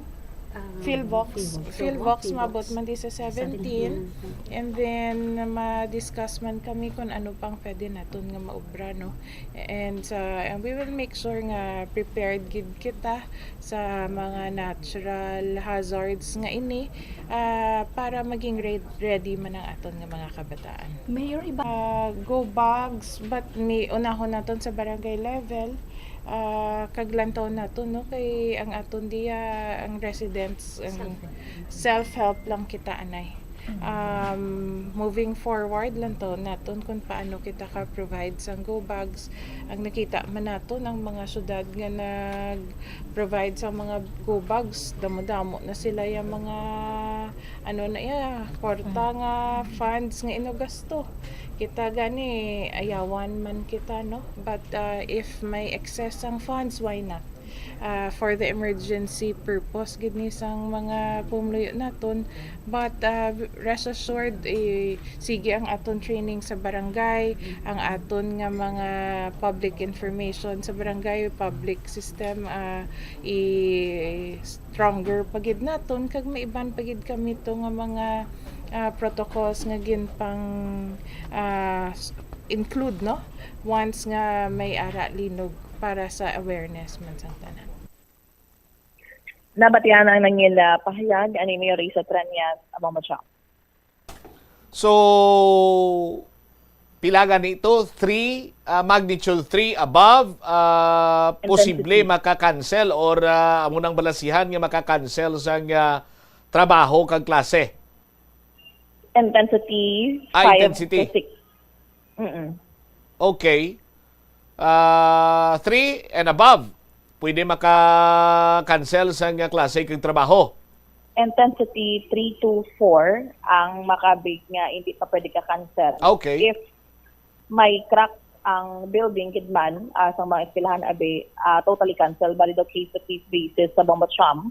But if ever nga intensity 5 to 6 naman iya automatically cancel or suspended gid ang klase. Okay. Sa tote bag naman every time nga bisan sino man lang guro sa aton magbukad sa ila sini nga mga social media accounts nagagwa gid na sa newsfeed kag pakita gid sa iban sini nga mga local government unit ang ila sini nga mga go bag kag kung ano ang sulod. No? Kag ang go bag, hindi lang basta-basta nga go bag ini, kay ang bag mismo mapinuslanon, bangod nga ti made of rubber material, nga mag-aakto as floater, kung pananglitan kinanglanon sa pagbabaha abi or kung ano man dira. Kag ang unod sining mga go bag sa aton sini mga kabombo, no? First aid kits, kag mga flashlight, so on and so forth, no? Pila ganito sa Pasig, pila ang worth niya sa to, Bombohana? Estimated 992 pesos, Bombacham. But if kung i-retail abi replicate ini, magalabot sa 2,000 pesos. 2,000. So sagad na kumbaga. Amo na ng pinakamahal, 2,000. So kada isa ni individual ni ginapanghatag or sa isa ka household, isa lang ka go bag?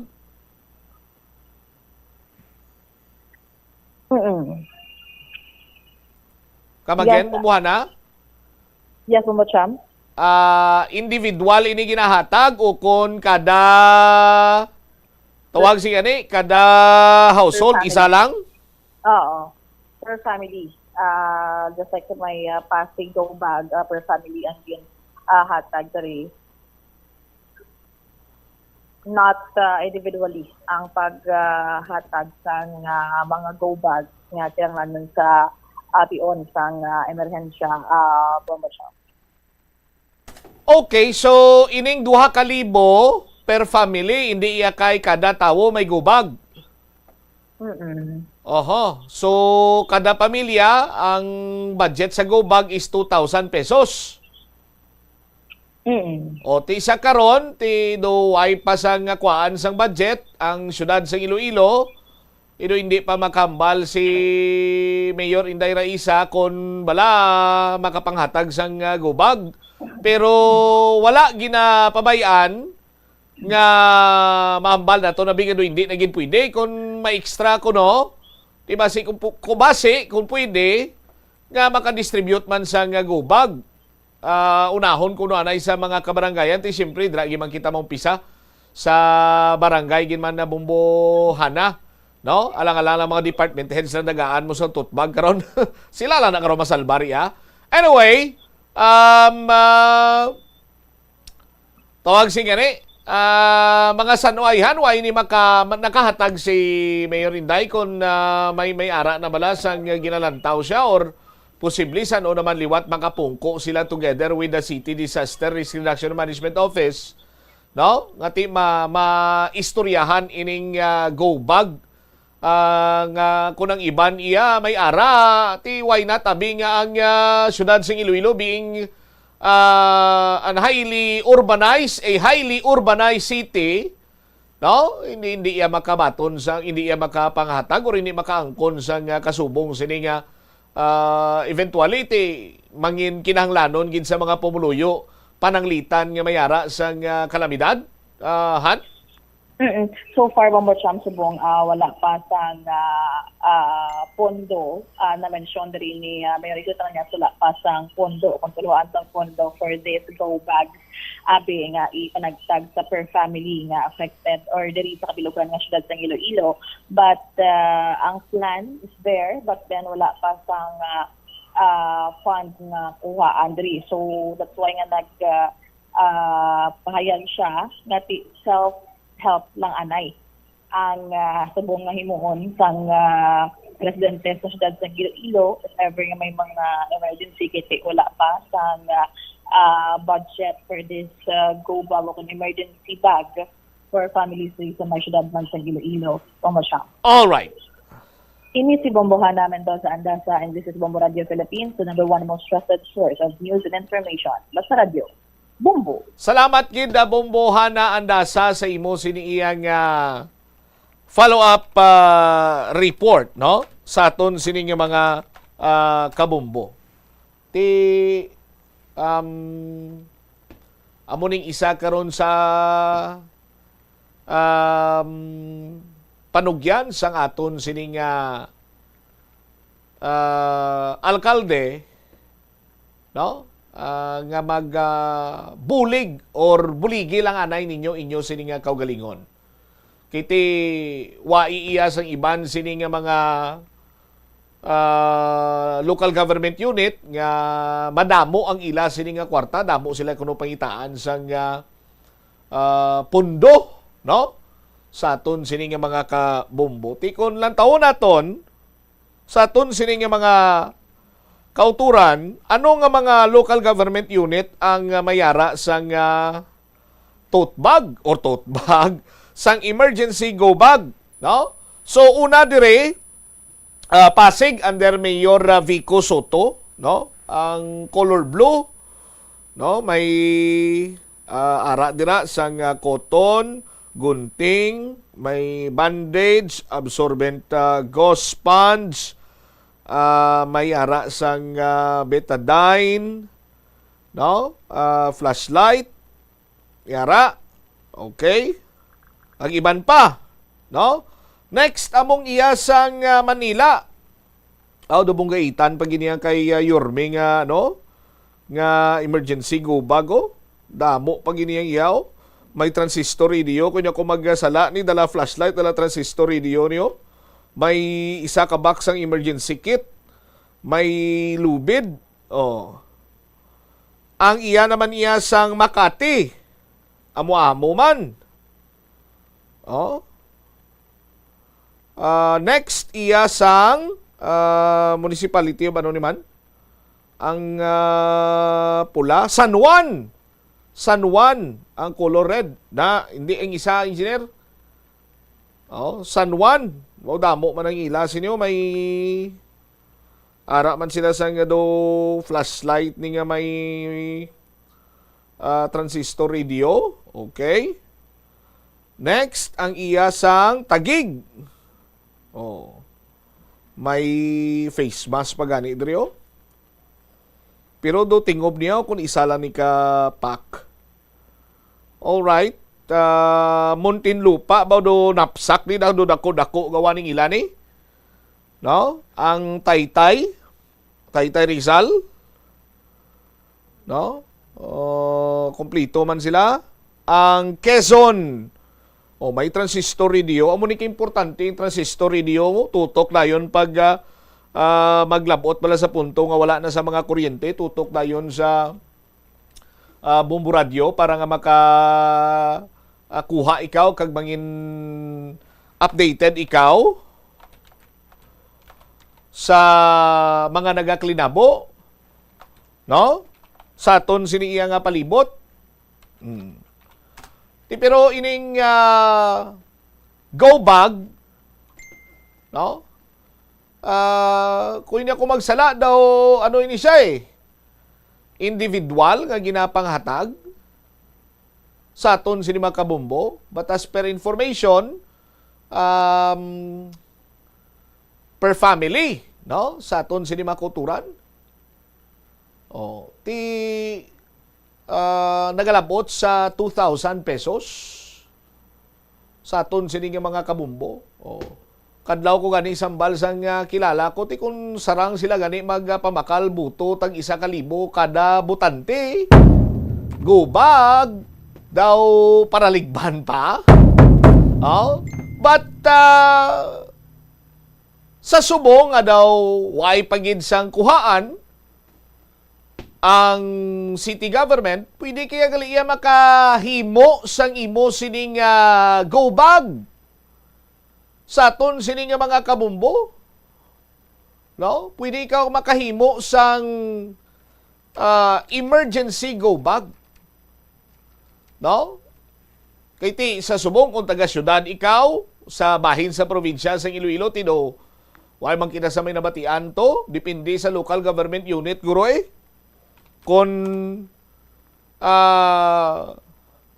may ara sila sang ginatawag sining managtagman sila sang go-bag, no? Sa aton sining mga kabumbo. Tiyang paghimo sining go-bag, dapat essential ang kinahanglanon lang gid. Katulad abi sang water, sang tubig, no? Ti sa go-bag mo dira, pwede ikaw makabutang sang gamay nga pila na 8 ounce, no? Nga tubig, no? Ang mainom sini nga tubig, no? Pagkaon abi, mga non-perishable, hindi duga dali-dali ano na gani tawag? Mapanos. First aid kit, medications.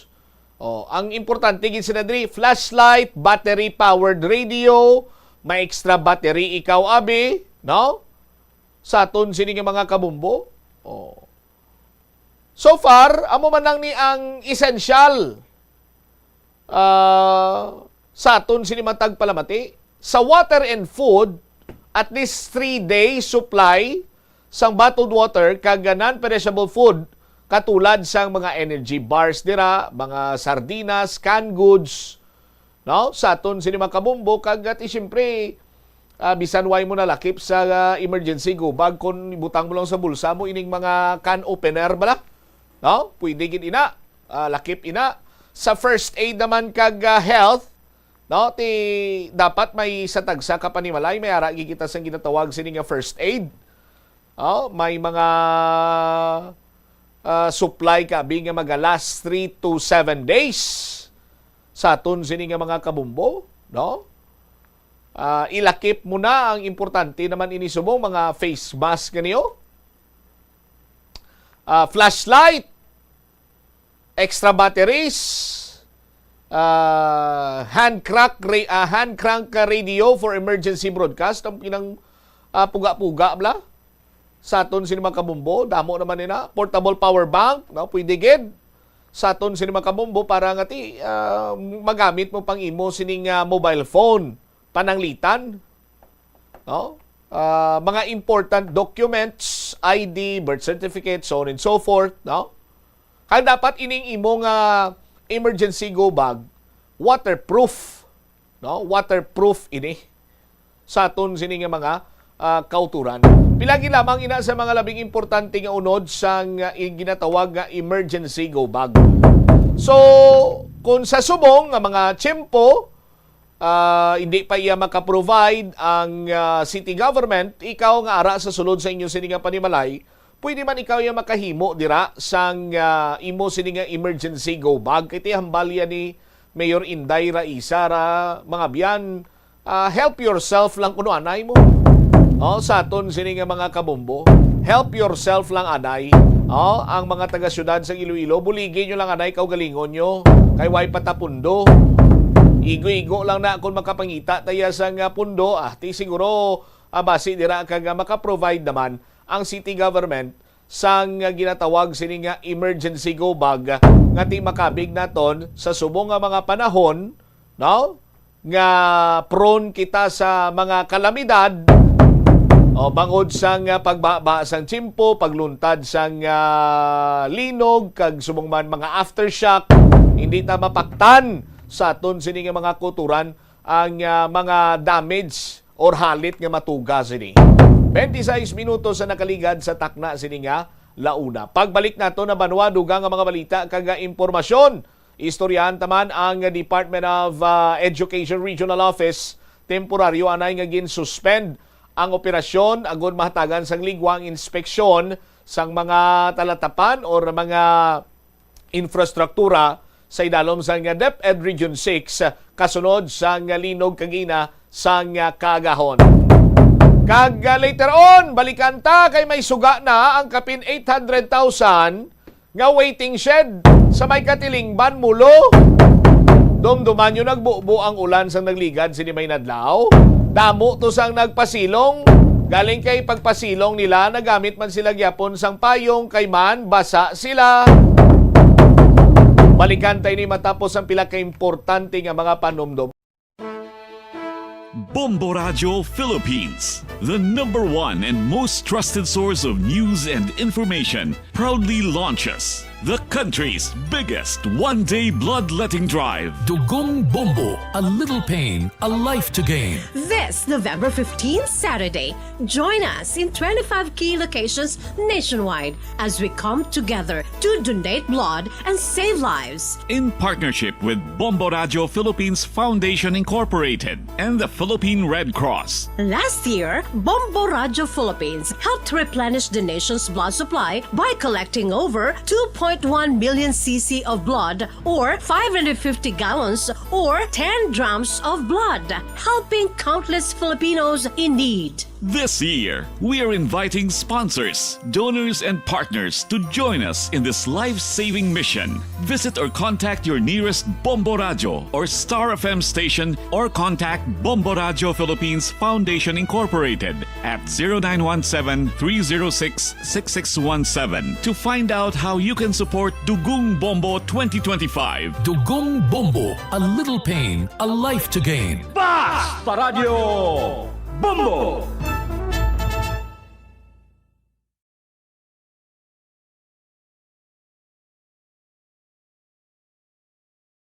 Tanan kita mayara sang mabulig agud pakibatuan ang climate change. Magamit sang bag nga pwede magamit sang liwat-liwat agud mabuhinan ang plastic bag nga ginahaboy. Bangod dinhi nagatugas ang greenhouse gases. Ikaduha, hindi masumi magamit sang computer. Kung 4 ka oras lamang sa isa ka adlaw ang imo nga paggamit sang computer, makabuhing ka na sang carbon dioxide emission nga 83%. Ikatatlo, kung malapit man lang imo nga kaladuan, mas maayo nga maglakat o kung magsakay na lang sa bike. Magluwas sa makakinot ka na, mabuhinan pang polusyon nga nagatugas ang climate change. May kilala ka bala nga mga bata nga mahilig sa video games? Nagausik bala ini sang inoras sa paghampang sang iya ginakaadikan nga games. Isa ka pagtuon sang American Academy of Pediatrics ang nagapahayag ngang sobra-sobra o kun inoras nga pagtiner sa paghampang sang video games ang makadulot sang depresyon, anxiety kag manubo nga grade sa eskwelahan. Suno sa mga eksperto, halos 9% sa kada 3,000 ka mga elementary students. The Farmers Bazaar, your traditional public market with the touch of Plazuela Dos, ang isa ka lugar nga gintukod sa tion kag sa kasagsagan sa COVID-19 pandemic nga may tinutuyo nga maghatag sa imo sang safe marketing experience. Subong nga ang COVID-19 hindi nagidman dako nga pamahog kag nagapakadto na kita sa next normal. Rest assured nga ang Farmers Bazaar will further evolve agud yung magpadayon sa paghatag sa inyo sing satisfying marketing experience. The Farmers Bazaar. Sa lower level, tara na pahamtang ang fish, poultry, kag meat section para naman sa inyo mga kinahanglanon nga prutas, utan kag iban pa, magbisita sa upper level, pinaagi sa paggamit sa hagdanan o kon sa pagkadto direkta sa parking lot. The Farmers Bazaar, your traditional public market with a touch of Plazuela Dos. Ang good manners and right conduct ang makabulig sa paghimo sang positive, respectful environment para sa pagtuon. Nagapakita ini sang pagtahod hindi lang sa mga manunudlo kundi mangin sa imo mga classmate kag sa school community. Mag-abot sa eskwelahan on time. Ang pag-abot sang late sa klase kag sa aktibidad ang nagapakita sang kakulang sang respeto sa oras sang iban. Magpamati sa imo maestra o kun maestro samtang nagadiscuss ang lesson kag sundon sang maayo kun may yara sang instructions. Tawgon nga ma'am o kun sir ang imo teacher o kun staff. Kun may pamangkot, ibayaw ang kamot, agud mahatagan ikaw sang kahigayunan nga makasabat. Maggamit sang please, thank you. Sa Bombo Radyo Iloilo, Philippine Standard Time, 32 minutos na nakaligad sa takna sining alauna. Balik diri sa pagpangalagad sang Bombo Anay Soto sa DYFM Bombo Radyo Iloilo.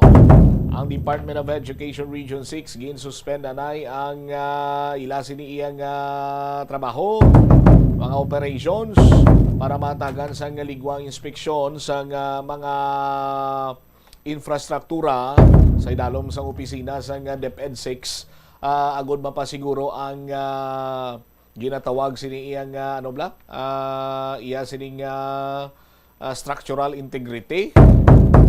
Kay ti siyempre hindi mo man mabutang karon iya sa lang-alang ang mga nagatrabaho kag sumungman ti mga estudyante kung may ara dira nga mga working students kag iban pagid sini iya nga mga personnel under sa Department of Education Region 6 matapos sining pagtayog sang linog kagaina mga launa sa isang kagahon. Check ta bala si Bombo Pauline Piliora sa iya sining follow-up report. Bombo Pauline sa report, please go ahead.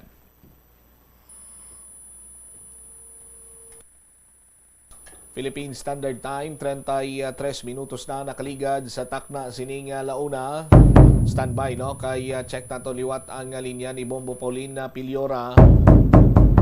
Kung ano na ang latest kay ang information naton diri banwa is that nga dito sa may area sang Cebu tuman kabaskog ang pagtayog sang linog mo, pero as per information sa Phibox ti makabig pa ining aftershock sadtong tinalikdan sini iyang linog 6.4 6.8 to nga naggaluntad man sa may Bugo sa may Cebu mga biyan.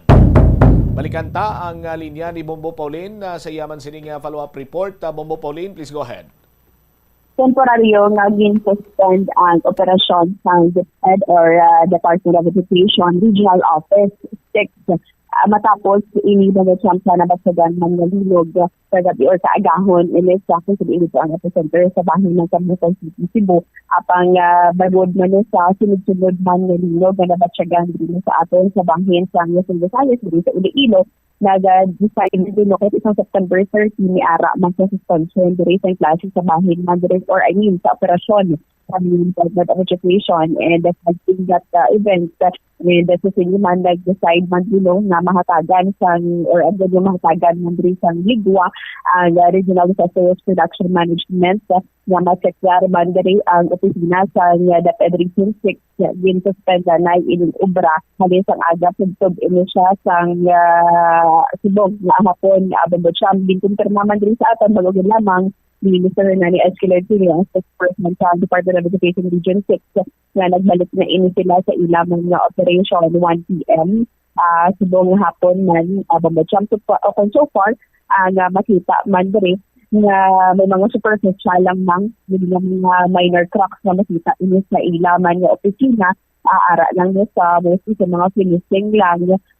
Bigay din manining abi ang building sining Department of Education do halos 40 na inis na katuig na sambat. Di pa siguro naman siguro na safe na nga makabalik nga sa ilaman yung opisina ining mga taga Department of Education Region 6 magsama. And so far kung may ara pa dayon man sa pag-monitoring mag-gilagyan man ining nag-respond man ang DepEd so far masyami itabati bala naton ang ato na interview kay Mr. Esquiler Jr. ang spokesperson sa Department of Education Region 6. Kita rin sa may regional office, temporarily, wala kita na operations today, particularly this morning from 8 a.m. to 12 to give time sa considering Regional Disaster Risk Reduction Management Team to conduct thorough inspection sa aton sining facility dire. Kasi way back sa September, may mga minor cracks man kita nga nakitaan.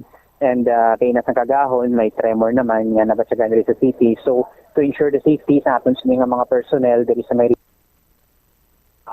wala na isang opisina today. But this afternoon at 1 o'clock p.m., we will be resuming regular office operation. Ang building abis na regional office, 2-story lang man ang pinakataas. So, medyo old na man siya. So, amo na nung gina-check lang. But nevertheless, sang tinalikdan sining nga earthquake, may mga minor cracks na nakitaan, but minimal katama. That's why nga naka-resume man kita that time sa atong office operation sang hapon. After sa tong September 30, nga linog, kung matandaan mo, nag-suspend man kita classes sang, nag-suspend man kita sang operation sang aga to give time sa atong sining nga DRRM na mag-check sa atong sining nga facility. So after that, may duwa ka opisina na naging transfer anay, agud sining nga ma-check ang atong sining nga facility diri sa regional office. So far, sir, subong, do ma-ensure pa man ang safety dire sa building na masudlan siya? Actually, but kung tanong sining naton and based on the previous sining assessment man, good as okay ang atong sining mga buildings diri sa my regional office. So after sa itong isang tiniligdan sila nilang assessment, after sa itong September 30 nga linog, paghapon, clear man sa DRRM naton. Technically, yung mga superficial man lang, lain-lain yung area, superficial man lang siya nga mga crack. Kung tanong sila naton, so sa finishing man lang ba, sa nga naton sila nga structure. So, hindi naman siya cause of concern. That's why, after sa last nga linog, so nag-declare man na safe na magbalik ang atong siling operation. Si Mr.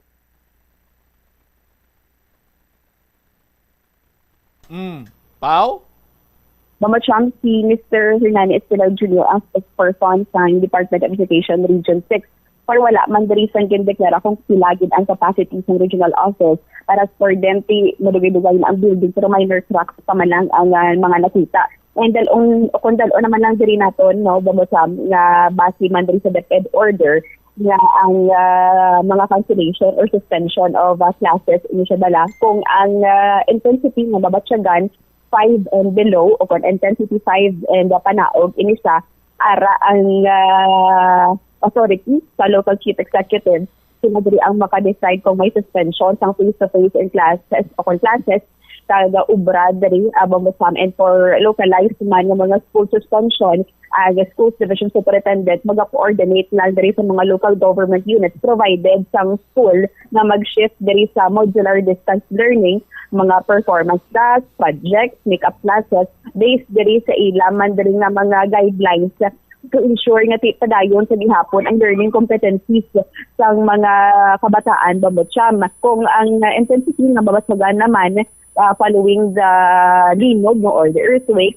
kung 6 and above naman ini siya, 6 or intensity 6 pataas, ang classes kag work sa tanan nga level man diri are automatically suspended sa tanan nga mga public schools including in mga alternative learning system o kon ALS in cases man diri kung sa diin ang earthquake magatabo kung ang learners ara sa eskwelahan or sa mga bulutuan pa ay ni mga safety procedure kinanglan man nga initiate man diri sa mga school personnel and before man diri nga idalon bala or ipapulion ining mga kabataan kinanglan man nga obligated diri ang eskwelahan nga mapasiguro ang ila diri nga safety pagsubong man ang ila man diri nga personnel if kung ang biyahe nila sa papuli kaso por kaso Mamacham kung magiging unsafe ini siya kung sa liwat no sa na-mention naton kung intensity 6 man ini ang babatsyagan obligated and dapat mag-request man diri nga ang ining mga authorities makuha man diri sang or ang mga school heads mag-request ang mga competent na mga authorities kung sa Department of Public Works and Highways, local building officials, division engineers, and ibang pa diri nga mga professionals i-assess diri ang buildings before i-allow ining mga estudyante kag personnel nga magbalik Mamacham sa ilang man nga mga eskwelahan or opisina. All right. Ini si Bombo Pauline Dimitridipilaran. This is Bombo Radio Philippines, the number one and most trusted source of news and information. Basta Radio, Bombo. Salamat kid Bombo Pauline Piliora sa imo sining follow-up report. So balik naman na klase kay may nakita man tuod sini iyang mga cracks but minor lamang sa aton sini nga mga kabumbo kag nakalamho man ako gina kay sadto anay ang ginaistoryahan naton diri sa pag-decide sa cancellation of classes in terms of pagbuubo bala sang ulan, no? Amo ning ginaistoryahan ta mo whether ang local government unit ang madeklarar nga i-cancel ang klase kung signal number 1, signal number 2, so on and so forth, no? Isubong yan na istoryahan ta na ang kung sino naman na ma-declare sang pag-suspend sang klase kag trabaho, ang nagadepende naman ini sa kabaskugon, no? Sang linog sa aton sini nga mga kauturan.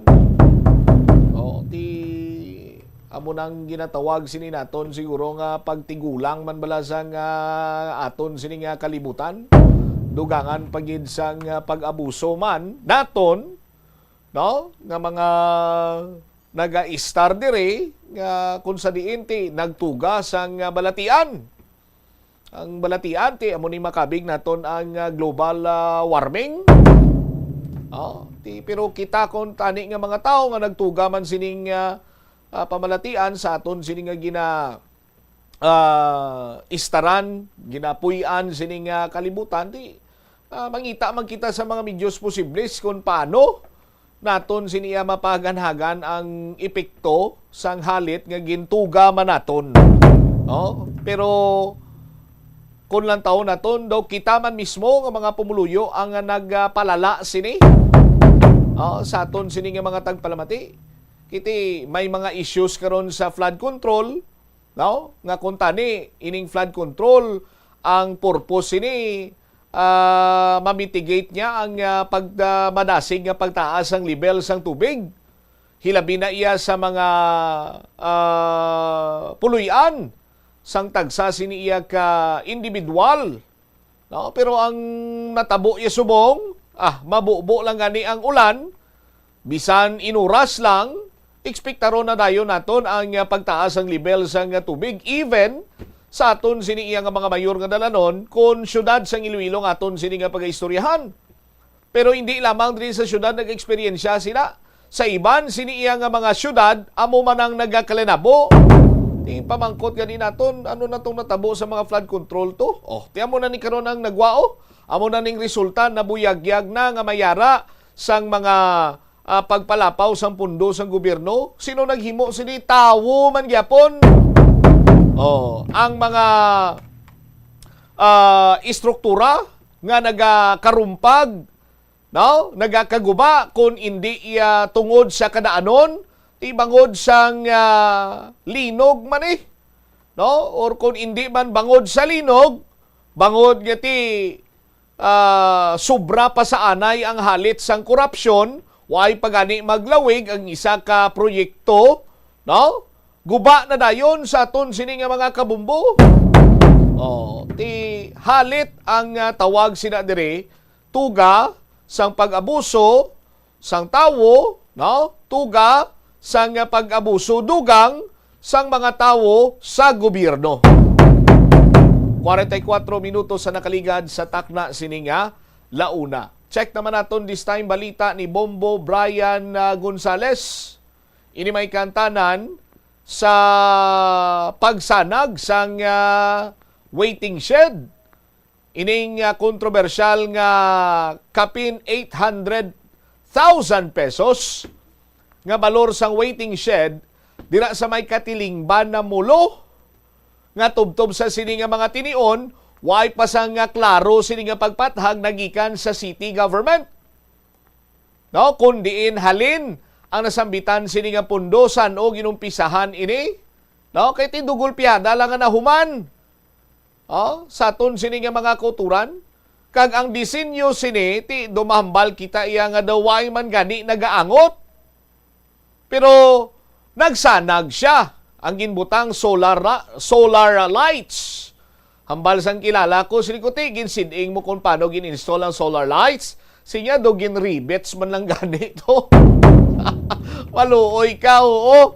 Ti ining solar lights, kabahin pabala sang 800 million pesos. Nga budget sining kontrobersyal nga waiting shed sa Katilingban Mulo? Ugaling ari pa gining isa ka impormasyon, no? Pagbubo sang ulan last time, damo sa nagpasilong to. Ti siyempre, waiting shed mo. Oh. Shed, ano ba lang butsilngon sang shed daw? Oh.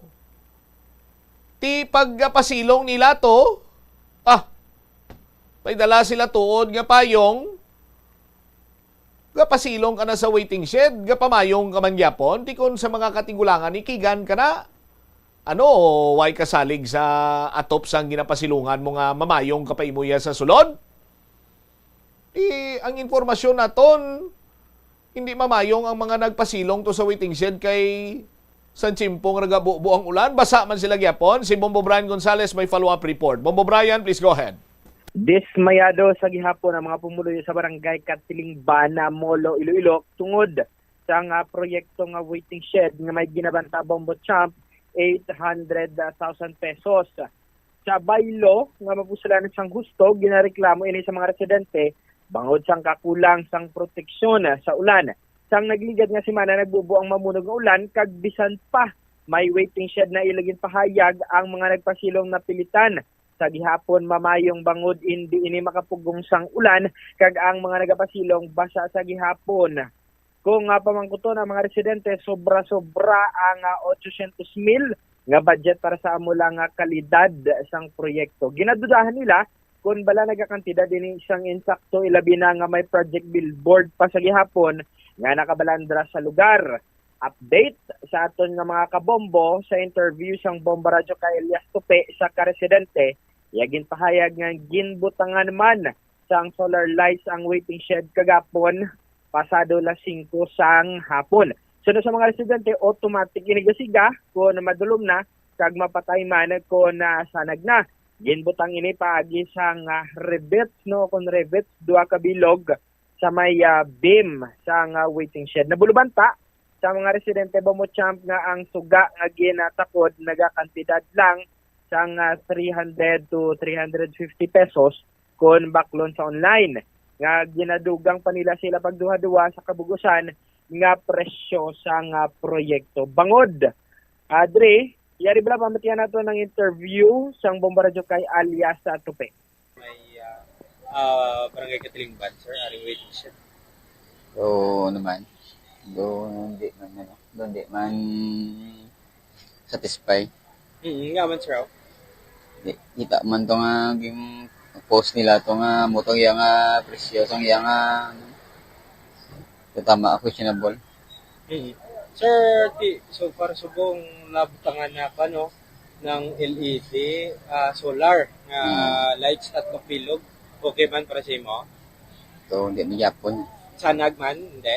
Hindi man. Sanag man? Sanag man po. May suga, sanag. Oo. Pero ang presyo ni 800,000 sa imo? Okay, mula ito questionable gitu. Questionable gitu. Sir, kagi ka di pasilong sa nagulan-ulan ni Oo, basta kami. Basta. Nga, wala ka man na mayo? Wala. Sa imo, anong pag-assist mo, puslan get? Expect nga makapasilong at ibubasa ka pala. Oo. Ang kanya, sir, sang gainit? Kung lang ang init kapasilong kayo, pero kung ulan, hindi ka pasilong ro. Dapat sa may gambal nga, tani may sladigan sa imo o mo man tani gusto mo? Hindi na, sa project ko, sakto, kubra. Sakto ang budget, sakto man tayo. Wala niya man nagurong. Pero sir, sa imo, dapat ginuna ni lang waiting shed. Sa tuway na di waiting shed. Wala di sa waiting shed. Kasi sa problema, dito sa barangay, mga drainage nyo, maskin pa sulabi ini. Drainage na lagi muna Kaya siyempre, mo gana lang importante, makikabaaran mo. Oo, direct. Magbahati, wala din yung subside kung dasig lang. Dasig mo lang. Kaya nung mapanawagan sa sir, sa aton niya pa, no? Regarding sa mga proyekto rin ba, may masunod pa bing, waiting shed, amo maniya kung kamahal, amo rin kung obra? Ano na i-evaluate na para mabalaan kung ano. Ano nila na ito Bombo Champ, nabatihan ang pahayag ni alias Tupeno, isa ka residente, kag makita ganin naton nga do hindi kambala do no comment ang gusto yan ni pahiwatig regarding sa suga nga ginatakod dugang sa sining proyekto bangod sang estimate price o na sang presyo mismo nga 800,000 pesos. May mga rega panumdom nga basi takdan pa ini sang mga abubot, halimbawa mga Christmas lights, mga parolabing, iba nagalahog man Bombo Champ, gani nga takdan pa siguro aircon. Agod na tupungan ang presyo bala nga 800,000 pesos nga makita diri sa Maya Project Billboard, Bombo Champ. Advice sa chandelier, guro? Ti biskan chandelier, guro, hindi man sa gyapong kalabot 800,000 pesos. LED TV nga 90 inches. Basta tukron mag-ulan? So bagay, no, mabasa mag-ulan. Solar TV. Pang outdoor. Waterproof. Do kamayo man na, pro do imo na top? TV, parang may lantaw-lantawan na mga tao. Siguro kung pamangkuton sa gyapon mga residente, questionable gyapon. Mo kita sini. Amo ning ginaplastar naton kay clueless kita bi Bumbo Brian kung paano kay tubtob sa sini mga tinion, why gyapon ni ma-explicar mo? No? Nagdugang pa ang ang baga isang kilala ko, nalimta na tani ng katilingban isyo 800,000 mo galing kay sino naman niya utok ang butangan sang solar lights. Kung di na si plata naman liwat, bow! Oh. Ang solar lights, Bumbo Brian, gin-check mo ni Kagina, ano ning brand niya man? Wala nakabutang Bombo Champ, pero detalye makita naton IP67 kung hindi ka na magsala, no? Kag ginsikyar nato ni online. IP67. Okay, tisang ginsikyar mong IP67 tagpila ni?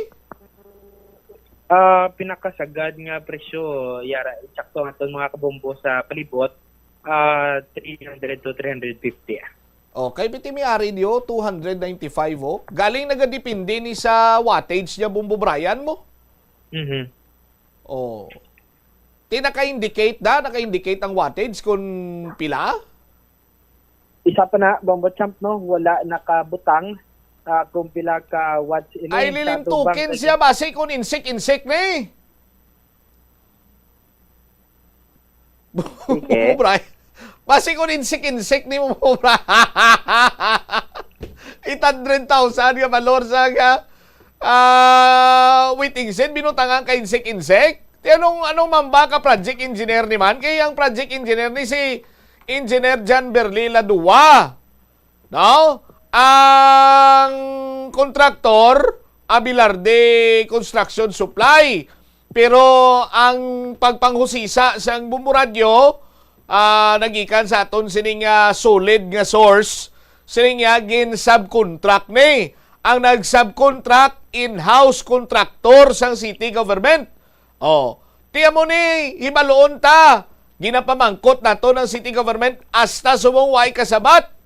No? Kag ginapabungol-bungulan na nila ang nasambitan sining isyo nga natukiba naton nga may mga in-house contractor dira iya sa city government. Yanong butsilgon sing in-house contractor.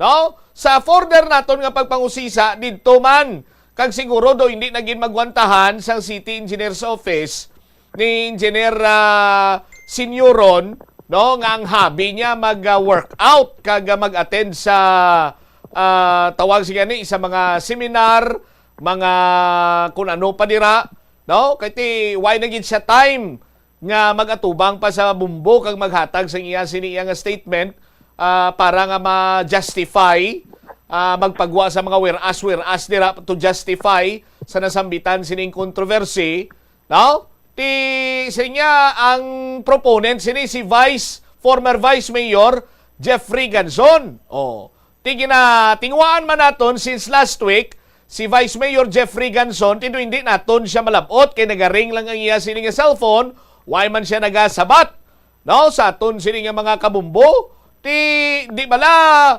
hambal sang kasulatan, ang mga nagapamangkot, sabton, tingaway ginasabat ni Vice Mayor, ni former Vice Mayor Jeffrey Ganson ang mga palamangkutanon sa mga tao nga nagapamangkot, no? Sa aton sinima kuturan.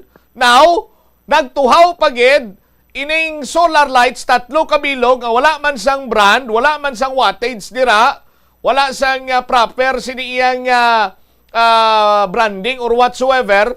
Tanong gwa iya sini karon. Oh? Tis Engineer Jan Berlila Dua since last week hang report ang nakalabot sa kay Bumbuhana nga nagtaas siya sugar. Ginpabantayan naton isa ka semana way ka report. Amula na pirming balibad sa ton. Sining aga gin-check ko si Bumbuhana, ti taas gyapon sugar niya. Base bla kun sige man lang opisina ya ginabalibaran niya ta. Nga naga-report siya, why man kami sang kun ano sir, ang amon lang nga mapathag ini. No? Mapathag lang. Kiti, kung kwarta mo ini engineer na duwang gingamit sa pagpatukod sini, hindi kami mag-question, Kung kwarta mo man ini, former Vice Mayor Jeffrey Ganson, sir, hindi kami ni mag-question. No? Ginpaimbestigaran ini ni Mayor Inday Raisa Treñas o galing Mayor ang maimbestigar city engineers, ang implementing agency city engineers man. Ti ano man ginakalukalo nyo, ginadribol-dribor nyo para nga malipatan ang kapin 800,000 pesos nga gingasto sa waiting shed nga kung mag-ulan dapat may payong ka nga dala.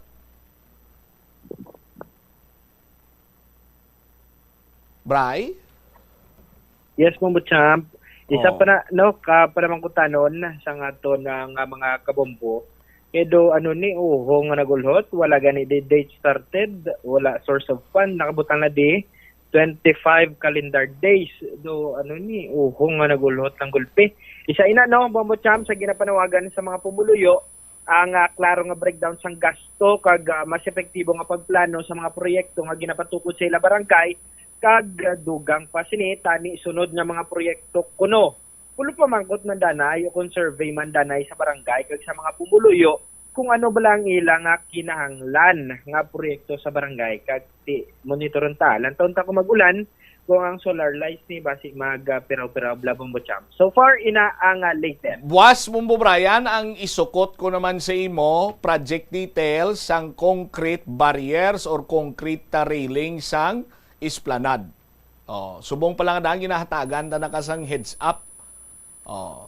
Para nga basi balang guwaya sini maparehos to sa waiting shed to sa eskwelahan bla.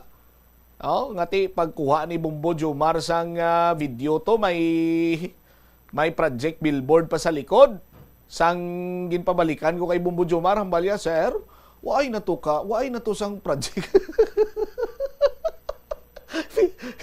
Kinakas guro, himuon ko pa naman tani to reference, nga ipaanggid mo lang kung pilang presyo, tiyanon mo kay waay na, sala man ta abi, sala ko man abi, kay waay ko itong ipapicturan ang amulang ginaya mo, pakitab lang yun, pakitab lang yun, ara may ara pa may pero subong, wala na, agyan mo to subong, ala, dara, pero yan ka division, of Iloilo, no? Basi kung pwede ta maayo to ta sa taga Schools Division of Iloilo nga ma-picture lang kami isang amuning nga project billboard. Iniya konkrito niya, simentado niya, why gani na sa mga lights lang kung ano na nga mga roofing na nga sirangon, kag medyo nagaduko niya gawa, inayang sa katilingban to medyo tangaers, no? Tiya mo na. Hindi kami manukot. Hindi kami mag-question. Kung ninyo kwarta yung gamit, kung personal nyo ang kwarta yung gamit, papatindog sila, pagusto ka mo. Galing, ang punto sinadire, kung iya niya kwarta, no? Sang taxpayer, kung kwarta niya sang pumuluyo, di dapat ipathag yung sinadire. No? Bombo Brian, may napatay na sa pagpathag? Nabalaan ka, be? Buhi man tanan. Oh. May clear out siya bala, may namangkot sa iya, tapos gin clear out ya, may napatay? Uy, Bombo Champ. Duay ka pa man sa may nabalano o nabatiano? Uy man, duay Ti pa anong man. ginakahadlokan sininilaman? Nga mag-explikar sa kontrobersiya nga 800,000 gining Pero basi hindi ni bala basi kung madlaga na ni Bombo Brian 900,000? Wow. Kay basi kung ulihin na ni ginpalagas so ang 3 ka solar lights niyo basi kung sa paninila ginbakal. Basi kung ang kilala ko pabla sa una mahal na noy kibla mo stateside na o basi sa stateside paninila ginbakal Bombo Brian. Siguro dala ni Bombo Champ sa 798,525 kag 47 centavos. Kag kabay pa hindi ni silingdogang budget naman. Solar lights sa online gani 300 lang siling sang aton mga kabombo. Tapos duha lang ka rivets ang gingamit daw kabit lamlaw. So far, Bombo Champ ina ang latest diri sa may area sang katilingban kag amoy na ginapangayo sa aton nga mga kabombo no ang transparency kag accountability. Ini si Bombo Brian Gonzalez and this is Bombo Radio Philippines, the number one and the most trusted source of news and information. Basta Radio Bombo. Salamat gid Bombo Brian Gonzalez sa imo siniiyang report. Amo na bala ang hambal nga kung wala ka man lang sa may ginatago, no? Kung insakto man lang ginahimo mo, nga abi magsagad ka kapinalagyo, nga abi magsagad ka kapinanago, i-explikar ang tanan. Para nga maklaruhan na niyo, kag mapasabat nato ng dapat siniiya nga pasabton. Una bes nga daan sa punto pa lang ati bawal ang pagpasabkontrak, tidira na naiyabanwa, unang tipalo sang nasambitan sini karon nga proyekto. No? Ikadua, natukiban sa Bombo Radio nga in-house contractor ang nagsubcontract sini. Tianong bot silingon sang in-house contractor. May nagapangontrata dira nga department head, may nagapangontrata dira nga executive assistant, may nagapangontrata dira nga empleyado, may kung ano lang dira kay ti in-house mo, may nagapangontrata dira nga konsihal. Ano pa gid? Mismo ang aton siniya nga mayor ang nagapangontrata man. Ang former vice mayor nangontrata, gapangontrata. Amo ning luyag naton mahibaluan sa aton sini nga mga kabumbo. Ti mintras tanto nga palagyuhan kita sini, dira na iya kag nagadako ang pagpati sang tawo, no? Nga ti mayara man sang korupsyon sa city government sa aton sini mga kabumbo. Nga nagapanawagan karon sang transparency, no? Kontra sa sining mga proyekto nga palpak, just like sa flood control project. Pero ti sa ilaog saran gali may nagaklinabo man. Kag daw hindi malayo ni nga mayara man sang BGC, katulad sang BGC. Anong BGC? No? Adto ba lang mga kontraktor sa may Bulacan Group of Contractors? No? Ngati sila lang dira iya manggol, sila lang da iya pangita sang pamaagi agud nga makakwarta kag makahatag sang obligasyon. Granting for the sake of discussion, kung may obligasyon gid man ining nasambitan nga kontrata kay sa paglantaw sang pumuluyong sa syudad sa Iloilo tuman ka mahal sinong nakaganar sa obligasyon. Hindi bla? Ting tao ang proponent sini. Why naman? Why naman gasabat?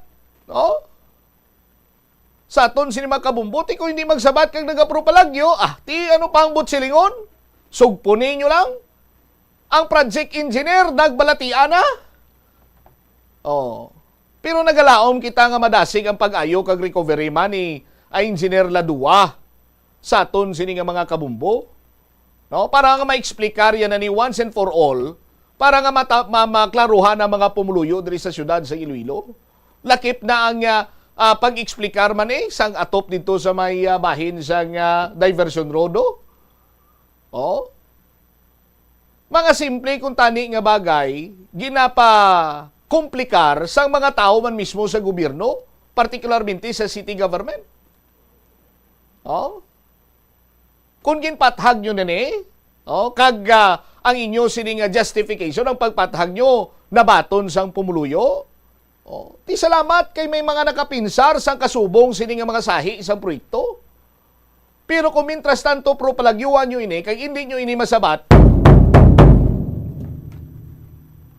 your guess is as good as mine. Standby na sa kapon lamang program, kaupod sa kay Tita Regine. Ini si Bombot siya, Mablanco, vergabilin sa imo sa mananay nga hapon. May God bless us all. This is Bombo Radio Philippines, the #1 source of news and information, Basta Radio. Bombo! Ayon sa tiyan, sundo ng ining mga pahanumdom sa pagprepara sa mga pagkaon kag ilimnon. Manghugas ang kamot kag ipabili ng katinlo antes kag pagkatapos ang paghimos.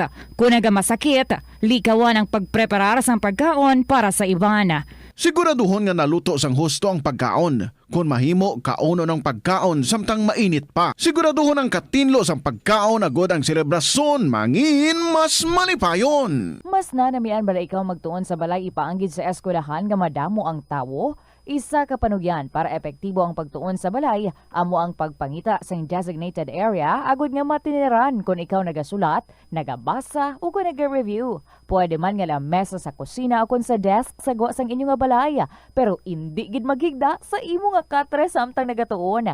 Inibagod nagakatemptar gid ikaw nga magpiyong-piyong, tubtub nga dalayon na ikaw nga matulugan. Siguraduha man nga malimpyo kag organisado ang lugar nga imo ginatun-an. Ini nga pahanumdom ang ginadulong sa imo sang the #1 and most trusted radio network in the country, Bombo Radio Philippines. Basta Radio! Bombo! Kung ikaw isa ka chess lover, yaring pila ka brain benefit sa paghampang sini, kag kung wala ka nagahampang sini, umpisahin na. Sunod sa pagtuon ng paghampang sang chess makabulig likaw sa Alzheimer's disease. Bangod ang utok nagatrabaho kaangay sang muscle, nagakinahanglan ini sang exercise agud mangin healthy kag malikawan ang injury. Magluwas diri ang paghampang sang chess ang nagapa-improve man sang concentration, memory, creativity, kag problem-solving skills kag napamatud-an man nga nagapaalam. Naga-subscribe bala ikaw sa mga serbisyo nga wala mo man ginagamit. Halimbawa, ang balayran mo na bala para nga makalantaw ikaw sang movies. Pero sa tuod lang, wala naman ikaw tiyempo nga maglantaw sini. Hapos lang lipatan ang bulanan nga mga subscription sa streaming services kag mobile apps. Kag wala ka lang nakadipara, ma-charge na ini sa imo nga bank account bisan nga wala mo man regular nga ginagamit. I-review gid ang imo nga ginagastuhan sa mga charges kaangay sini. Kag ikonsiderar man ang pagkanselar sa mga hindi kinahanglanon nga mga subscription agod nga mas magamit mo ang imo kwarta sa mas kinahanglanon nga mga butang. Ini nga pahanumdom ang ginadulong sa imo sang the #1 and most trusted radio Plazuela de Iloilo, Billboard of Activities for October 12 to 18, 2025. Excitement ang ilan na batyagaan bangod si Mr. Totong Villaruz kagang iyang banda ang natalala nga maghatag sa inyo sa isa ka great musical blitz sa sining weekend, October 18, sa concert at Plaza. Mangin inyo umpisa alas 6 sa gabi sa sining Sabado. Sa tion sa musical show, napulo ka mga matahom nga Plazuela de Iloilo Special Edition Mags kag madamo pa nga iban ay gaparapol sa masuki sa Plazuela de Iloilo. Sa October 19, Domingo, ginaagdang tanan nga mangin kabahin sa Eucharistic Celebration nga paghiwaton sa Latolda sa mga adlaw alas 11 sa aga. Sa tion sa Holy Mass, ipangamuyo naton sa Ginoo nga padayon nga i-remind ang mga lideres sa aton pungsod nga ila power is meant to uplift the lives of the common people, not to destroy it. Plazuela de Iloilo, we remain to be one with you in a common hope for a better community and a progressive country in 2025. Yari ang mga simple nga paagi agon makakinot sang tubig. Magpamunyag lang sang tanom kon ginakinahanglan kag nagakadapat. Magtala na sang adlaw kag oras sang pagpamunyag sa mga tanom kag sundon ini. Bunyagan sa makaisa lang ang mga tanom sa sinang adlaw. Antes maglas 9 sa aga ang mas nagakabagay nga oras sa pagpamunyag agod nga mas makapanalupsop ini sa mga gamot kag mangin available sa bilog nga adlaw. Nagasala ka bala sa imo nga tulunan kag daw hindi ka makahibalo kung ano ang imo nga unahon? Kung magtuon ikaw, siguraduhang anay nga nakakaon ikaw sang maayo, agud nga maka-function ang imo nga utok. Kung gusto mo ang snacks, siguraduhan man nga na-preparar na ini antes pa man ang imo study time. Bangod basi, mawili ikaw sa pagkuti sang imo nga pagkaon kag ma-distract ikaw sa imo nga tulunan. Siguraduhan man nga tapos na ang imo nga olobrahon sa sulod sang balay para nga makalikaw sa interruption kag para sigurado naman nga maka-relax ikaw kung matapos mo na ang pag-review. Ini nga pahanumdom ang ginadulong sa imo sang the number one and most trusted radio network in the country, Bombo Radio Philippines. Basta Radio Bombo! Yari ang mga household level fire safety measures nga dapat tandaan agud makalikaw sa sunog sa balay. Hindi magbutang o kung magtipon sang flammable substance o kung chemical nga makatugas ang sunog sa kusina o kung sa sulod sang balay. Ipalayo man sa mga kabataan ang pospro kag lighters. Patya ang kalayo kag baga matapos ang pagluto sa kusina. Siguraduhon nga wala nagasungaw kag pirmi limpyuhan ang mga kerosene kag gas stoves. Tandaan, ang paglikaw sa sunog sa sulod sa balay, responsibilidad sang bilog nga pamilya. Ang kalibutan ginakabugusan sang 71% sang tubig o kun kadagatan. Kag ang kadagatan nagabulig sa pagtugas sang tubig nga aton mainom kag hangin nga aton ginahaklo. Gani, aton halungan kag imentenar ang malimpyo nga ginaagyan sang tubig kag mga kadagatan. Sa masunod nga mga pamaagi. Magpartisipar sa mga organisasyon o clean up events. Likawan ang paghaboy sa mga basura kung sa diin lang. Buhinan ang paggamit sa mga single-use plastic. Hindi pag-i-flush o kung ihulog sa mga lababo ang mga basura sa panimalay. Kaangay sang plastic straw, auto fluids, kag mga grasa. Kadagatan proteksyonan, kag limpyuhan. Ini nga pahanumdom ang ginadulong sa imo sang the number one and most trusted radio network in the country, Bombo Radio Philippines. Basta Radio Bombo! Hindi lamang sa jeans o kung tugas ang katigulangon ang rason sa hair loss o kung pagkaunot sang buhok. Natukiban sang health expert sa South Korea nga ang hair loss ang tuga sang environmental factors. Sa bugos nga kalibutan, nagalabot sa 4.2 million ang nagakapatay bangod sa outdoor air pollution suno sa World Health Organization. Mas sobra 90% sang populasyon sa kalibutan ang nagaistar sa populated areas sa diin ang heart attacks, aggravated asthma, irregular heartbeat kag poorer lung function ang pinalamang sa Ito ang Bombo Radio Philippines. Fully digitalized. Numero 1 sa balita, komentaryo, drama at serbisyo publiko. Bombo Radio Philippines. Bombo Radio Philippines. Unmatched. Number 1 and most trusted source of news and information. Basta Radio Bombo! Hello mga kabombo, good afternoon gid sa inyo. Happy Monday. Balik na naman kita diri sa kahapon lamang program. This is Tita Regine. 14 minutes after 2 o'clock, let's check ang ating Christmas countdown. Christmas is a time for sharing, giving gifts for everyone. What matters now is this Christmas we share the love.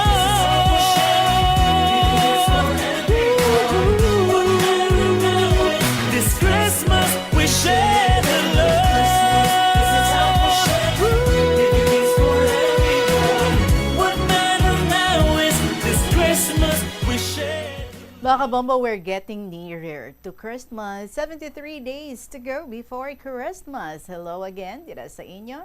Sa mga suki natin nga matagpalamati, sa aton gid nga mga regular, nga mga letter senders especially. How are you? Good afternoon. Ano na naman nga mga inspirasyon ang nag-abot sa inyo over the weekend? Pwede gid nga ma-share diri sa aton nga kahapon lamang program through email. Paki-email ang mga story sa bombo_iloilo at bomboradio.info or isulat kag ipadala sa kahapon lamang program DYFM Bombo Radio Iloilo, Sky City Tower, Maple Street, Iloilo City. Happy Monday gid sa inyo. Gintay og kita kaagahon nga ini ako yan nabatyagan ko gid. Ay nako, live no. Ang core na lang gitaya sa kay Lord. Anyway, 16 minutes after 2 o'clock, ari nang atong iambahanon para sa inyo tanan. From Jose LG Fuentes, Panumpa. This is Tita Regine. Welcome sa Monday edition sa kahapon lamang program.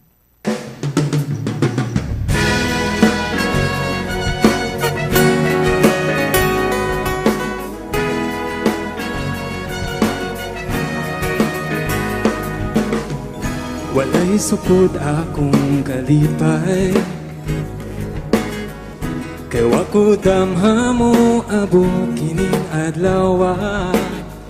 Sa atubangan mo gipamulong ko ang akong gugma ug akong panumpa. Ang kasing-kasing ko nag-awi, nagambak-ambak kalipay kutok sa langit. Sa atubangan mo gipamulong ko ang akong gugma ug ang akong panumpa. Sa kasakit ug kalipay, kalisod ug kaguol, alagaran ka kanunay sa tanan nga higayon. Kay kita nagkahiusa sa wanta ang atong gugma, kay kita usa na.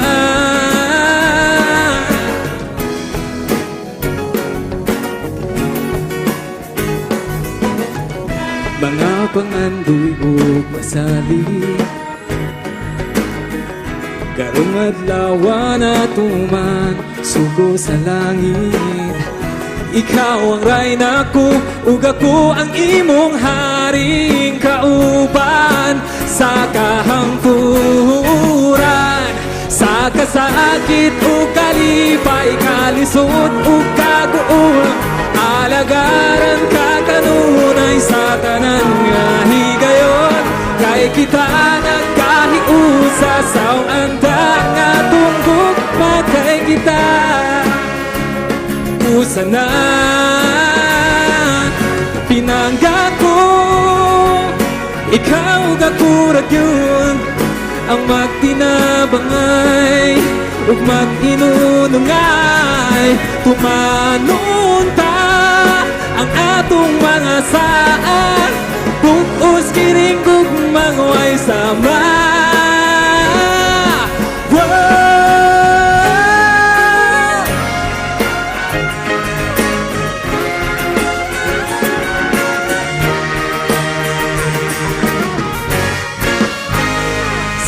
Sakit ug kalipay, kalisod ug kaguol, alagaran ka kanunay sa tanan nga higayon.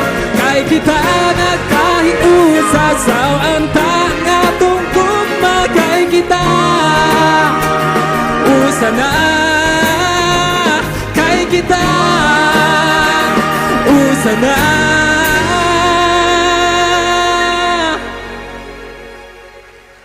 Panumpa, Jose LG Fuentes, para sa inyo. Anong inyong aging sumpa? Dira, sumpa ka, dapat panindugan. 19 minutes after 2 o'clock, hello again sa inyo. Kaupo ninyo ako si Tita Regine, and our first story comes all the way from Silay City, Negros Occidental, ginpadala ni Philip. Dear Ma'am Regine.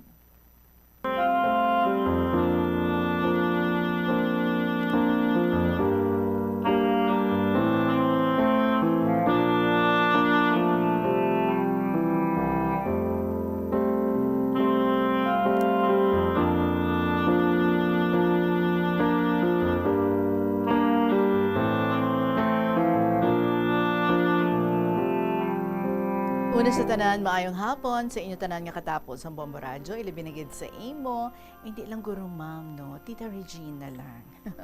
Okay. Ari lang ko diri balay, gapamati sa imo programa. Kay tigulang na ako, 79 na ang akon nga edad, upod sa akon asawa, 60 ang edad. Kaya nagapaabot na lang kami sang pension sa SSS kada bulan. Tita Regine, pasensya lang sang agi ko, kay grade 5 lang ako. Tita, kung tigulang ka nagali, kag-ara ka lang sa inyo balay, dira mo na madumduman ang nagligad mo nga inagihan. Kagsugdan ko ang akon nga kasaysayan. Sang gamay pa ako, dito kami gaestar sa isa ka hacienda nga sakop sang banwa sang Manapla, Negros Occidental. Sang nag-edad ako 7 ka tuig, dito kami nag-eskwela sa Kaduhaan Elementary School sa dulunan sang Cadiz kag Manapla. Ginalakat lang namon kay wala man salakyan. 6 ka kilometros, balon lang kami sang Panyaga, kag tiil lang kami kay wala pa sang una Ismagol. Sa grade 3 nako, ginhagad ko sa akong mga classmates maligo sa suba sa ubos ng eskwelahan. Sang dito na kami, nakita ko katinaw sang tubig, kitaon ang bato. So naglumpat ako, abi ko nabaw, gali, madalom, kag nalumos ako. Maayo gani, kay ginluwas ako sang akon upod nga dako sa akon. Kag sang grade 4 ako, nagtabok ko sa karsada. Mayo gani, kay nakita ko nga may dekarga nga nagapadulong. Kag nagbalik ako. Kung wala ako magbalik, ipit gid ko tani. Kag sa natapos ko ang grade 5, ginpauntat ko sang akon amay, kay mabulig ko obra sa kampo, kay ang akon 5 ka manghod, gagmay pa. Tita, hindi man ko kabalo magnegosyo, so amo lang ini ang akon nga kurso, tapas tubo. Sa nag-edad ko 16, nagsugod na ko pangaluyag sa babae, sa pihak nga hacienda. Si Hemi ang ngalan, kag wala magdugay, ginsabat niya ko. Kag sa nakilala ko si Cecilia, wala magdugay, ginsabat niya man ako.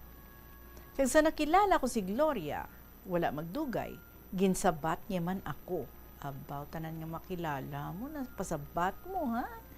Kag sa nag-edad ako 17, ginpalakat ko ni Papa sa Mindanao, sa lugar sa akon Iloy, sa Barangay Labo, Osamis City, Misamis Occidental. Kag sa nagkadto ko sa Suba, kay may nagapanglaba nga dalaga, kag ginkantuan ko siya, kay isa lang siya, tigin pangilala ko, kag wala magdugay, kami na. Ang iya ngalan, si Isabel. Kag sang may baile sa piyak nga barangay, ginahagad ko sang akon mga pakaisa nga mabayle. Kag may nakilala ko, ang iya ngalan, si Alicia. Kag wala magdugay, kami na. Kag sang may baile naman, dira gihapon, nakilala ko naman si Adela Ceballos. Kag na abutan pila ka bulan, kami na. Abi ko anay, amo na to siya ang babae nga ginapangita ko. Pero sa nagkadto ko sa syudad, nagkadto ko sa isa ka palamahawan. Didto gali ka obra si Alicia, kag ginpakilalay ako sa iya upod nga dalaga. Pakilalay gali ako kay pakaisaya gali si Adela. Kag sang magkadto ko sa ila ni Adela, didto nako nabuking, kag duha sila nagbulag sa akon. Tita Regine, kung ano ang ginahimo mo sa pareho mo, gabalik sa imo. Daw sa wala lang sa akon. Wala ko kabalo nga madamo na nga babayi nga ginsakit ko ang ilang nga balatyagon. Masiling naton, isa ako ka mapisan nga magpangaluyag. Pero wala ko man sila ginilabtan. Ambot kon nga ang kahagop sa mga babae sa akon. Pero hindi man ko, kung wala gapakita sa akon motibo.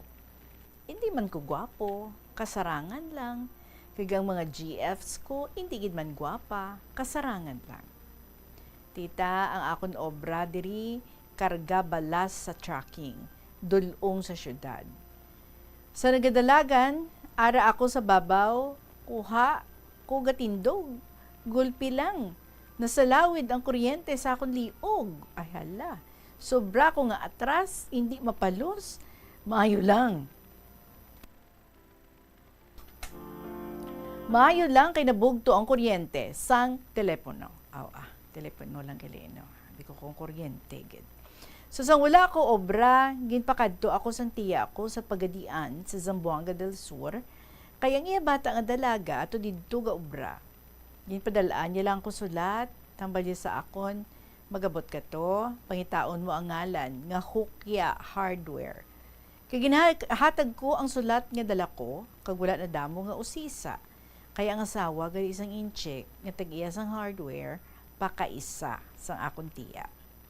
Kaya ang akon obra gabaligya kung sino mabakal sa hardware. 5 kami nga mga soltero, kag 5 man ang ilakabulig. 3 ang yaya, 1 ka labandera, kag 1 ka kusinera. Sa naabutan ako pila ka bulan. Ambot kun nga ang ako gid ang ila ginagarit-garit. Kay kadamo manda sa amon. Kag sang ulihi, kami na sang ila nga yaya, ang ngalan si Albina. Sa nahibalan sa akon ama, ginpahalin niya si Inday nga amon kusinera, kag gusto niya pakapitalan niya kami para magnegosyo. Gusto niya gid si Inday, kay iya nga hinablos. Kag ako hinablos yaman ako. Kag may gusto man ko tani isa iya, pero wala pa ko kasalapo sa babayi nga ginpangaluyagan ko. Sa iya pa lang, naunahan niya ko pautwas sang iya balatyagon. Sa babae nga pangaluyag ha. Pero sumabaton ko ang sulat sang akon amay, nga ginapapuli niya ko kay wala na ang akon iloy, hambal ko. Magpasensyahanay na lang kita kay mapauli na ko sa Negros. Kag 3 na gid man ko di katuig sa Mindanao. Kag sang-ari na ko di sa amon, mapilahan ka bulan. Nakita ko ang yaya sang amon-amo nga tag-iya sang hasyenda. Ang balay sang amon-amo, amo sa silay. Kag sang abutan pila ka bulan, kami na. Si Norma ang ngalan. Kag naglawig ang amon relasyon 1 katuig na. Kag estar siya sa amon-amo sa silay. Tita Regine ang ila lugar sa barangay nga sakop sang Pasi, Iloilo.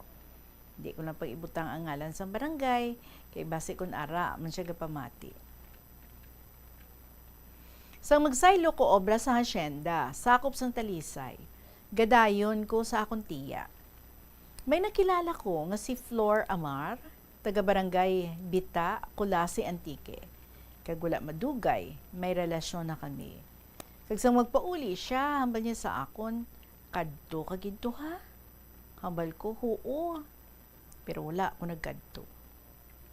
Sa nahibalaan ni Norma, nagpuli siya sa akon. Kinibalaan niya nga hindi ko kasarang maggasto pagpakasal sa ila. Kaya ang kasal sa Iloilo, bongga. Kag sang magbata siya, 1 kabilog, nagpuli kami sa Pasi. Kag ang akon obra, tapas karga. Sang 3 na kami katuig, amon bata 2 na. Nagdesisyon ko nga mabalik sa Negros, kay hambal ko, diri, kampo man, pero wala SSS. Kag wala siya mahimo. Nagbalik kami sa Negros, sa Hacienda, Chona, Barangay Lantad, Silay City. Sang ulihi, 3 na ang amon bata, 2 lalaki, 1 babae, kag kampo lang ang obra ko. Tungod siguro sa kapigaduhon, why siya kaagwanta? Pagbaligya sa amon baboy, ginpangdala niya mga bata sang kanday nanay niya, kag magbalik sa akon. Hambal niya, gindala ko mga bata day nanay, kay mabuligay lang ta obra.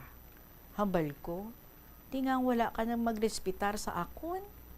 Hambal ya, kung maglisensya ko, hindi ka man gyapon magsugot. Abutan 6 ka bulan, nagkadto ko sa iya na obrahan sa Bacolod. Tingala ko, nga ginakadlawan ko sang iya kaupdanan sa obra. Kay gali, may ara na, gapangaluyag sa iya. Sa nakaobra ang manghod ko sa 1 ka restaurant. Hambal sang upod niya. May boarding house to sa shopping. Hambal sang manghod ko. Pero ang gapangaluyag kay Norma, dira manggali nagaboard. Kag dira sila permi gatabuay. Kag sang nakabalo siya nga may utod ko nga maarkila dira, naghalin siya. Kag sang magkadto ko sa ginaarkilahan sang manghod ko.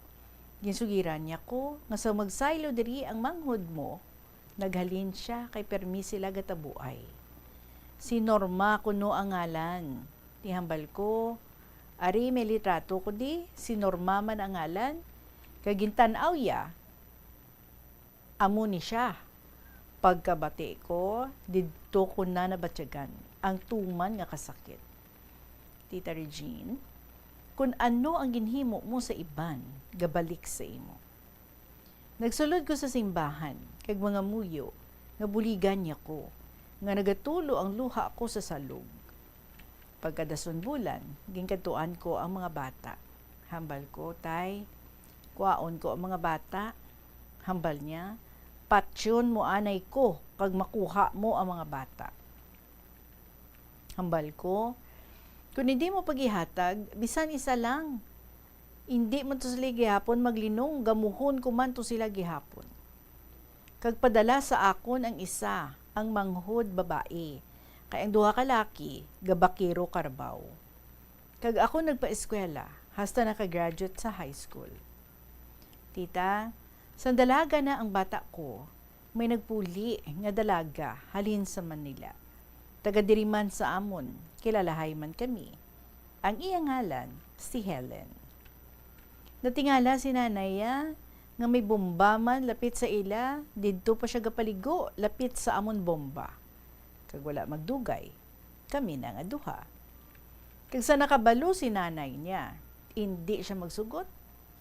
Sa magkanto ko sa ila balay, hambal ko, ara da si Helen, siling niya. Pero siya, gakanta-kanta nga nagapanghusay. Siling niya, abi ko anay, ako ang pamasyaran mo. Ang iya edad, 70. Ang akon, 46. Ang kay Helen, 26.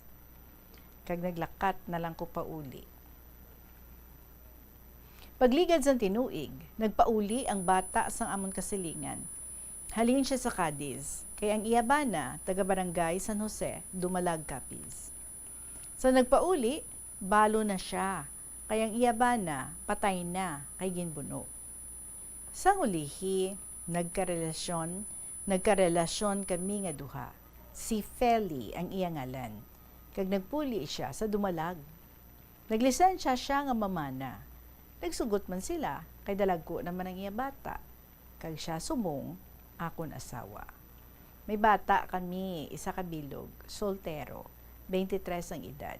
Gaobra sa dako nga mall, regular.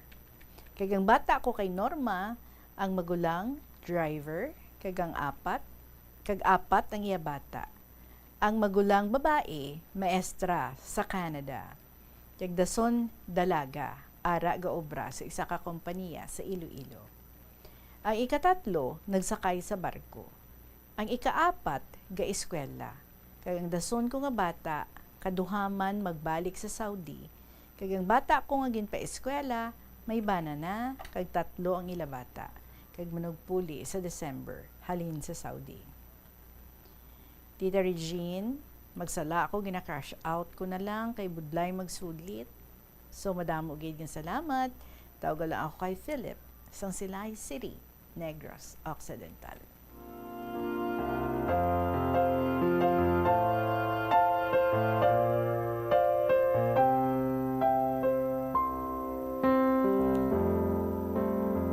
Kaya mga kabombo, na-keep track nyo kung pila natutanan ka mga babae ang nanobya ni Philip or nakarelasyon siya.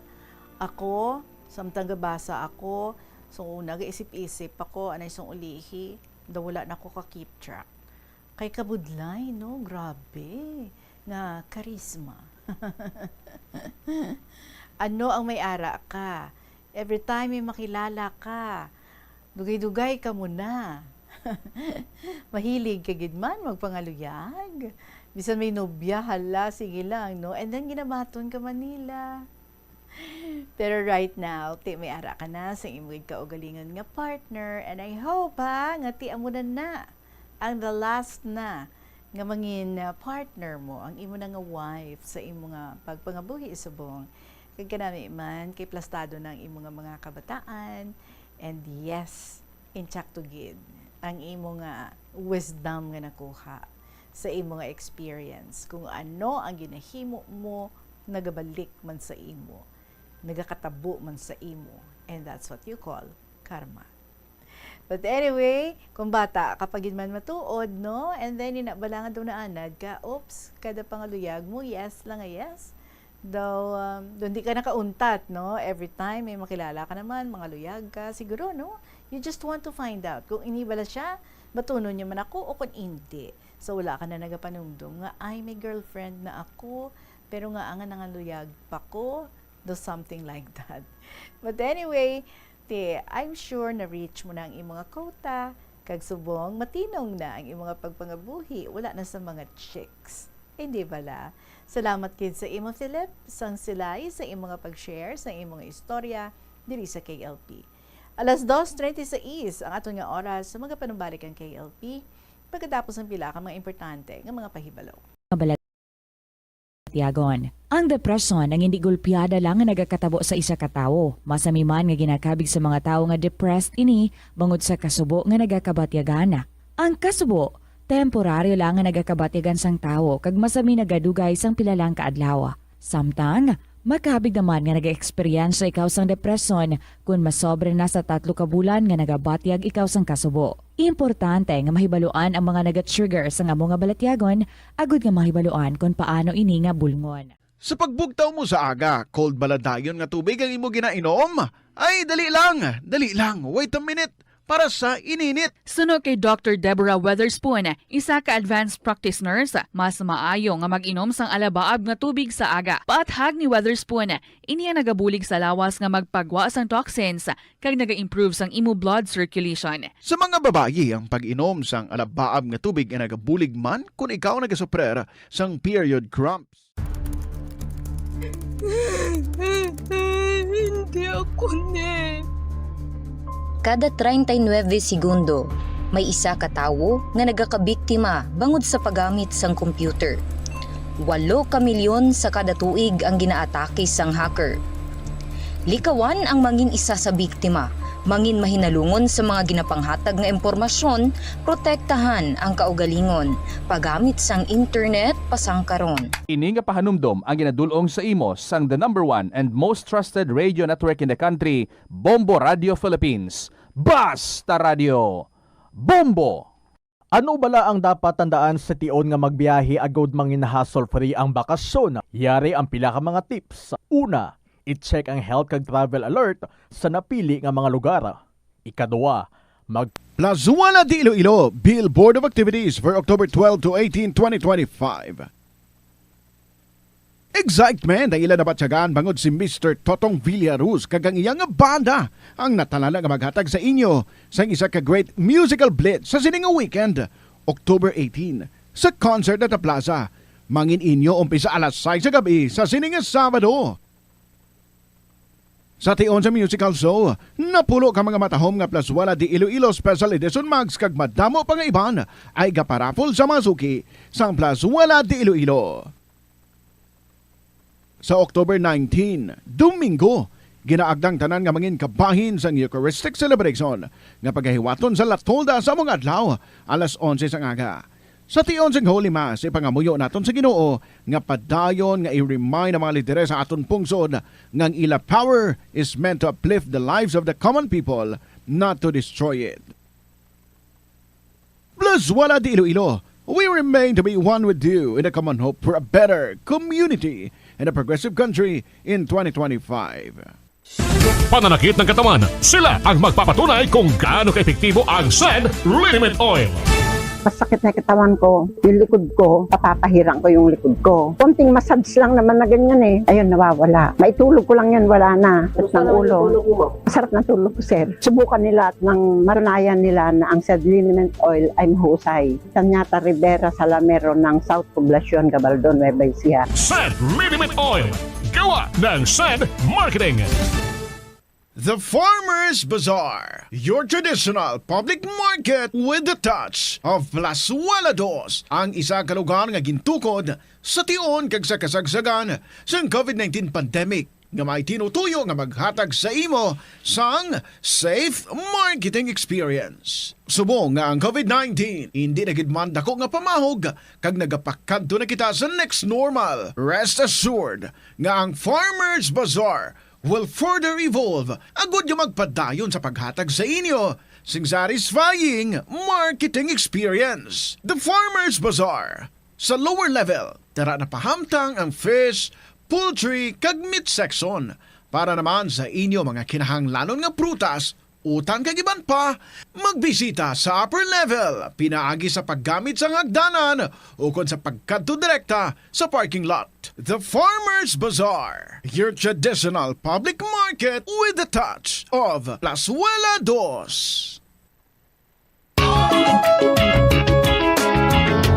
Yari ang isa ka praktikal nga paagi agud makakinot ikaw sang tubig bisan sa panahon sang tig-ululan. Paliputan lang ang oras ang pagpaligo ilabi na sa paggamit sang shower. Hindi pagpanumdumang nga unlimited ang tubig. Limitahi ang shower sa 5 ka minutos lang kag ang pinakamaayo magamit na lang sang kabo sa pagpaligo. Mas praktikal ini bangod ang imo ginabubo nga tubig nagadiretso sa imo lawas. Mas madasig ka na makapaligo, mas makakinot ka pa sa tubig. Ini nga pahanumdom ginadulong sa inyo sang Flow Water Resources Incorporated, watering the seeds of progress. Panugyan na rin sa eksperto kun kwarta ang paghambalan. Apesar limitado ang imo abilidad nga mag-invest, ang gamay nga contribution sa investment accounts ang makabulig sa imo nga maggamit ang earned money nga maka-generate sang dugang nga income. Ikonsiderar ang pagbukas ng retirement account o kun iban nga investment account. Balikan ta ang aton nga mga letters diri. We have a story coming from student mom of Lambunao. Dear Tita Regine.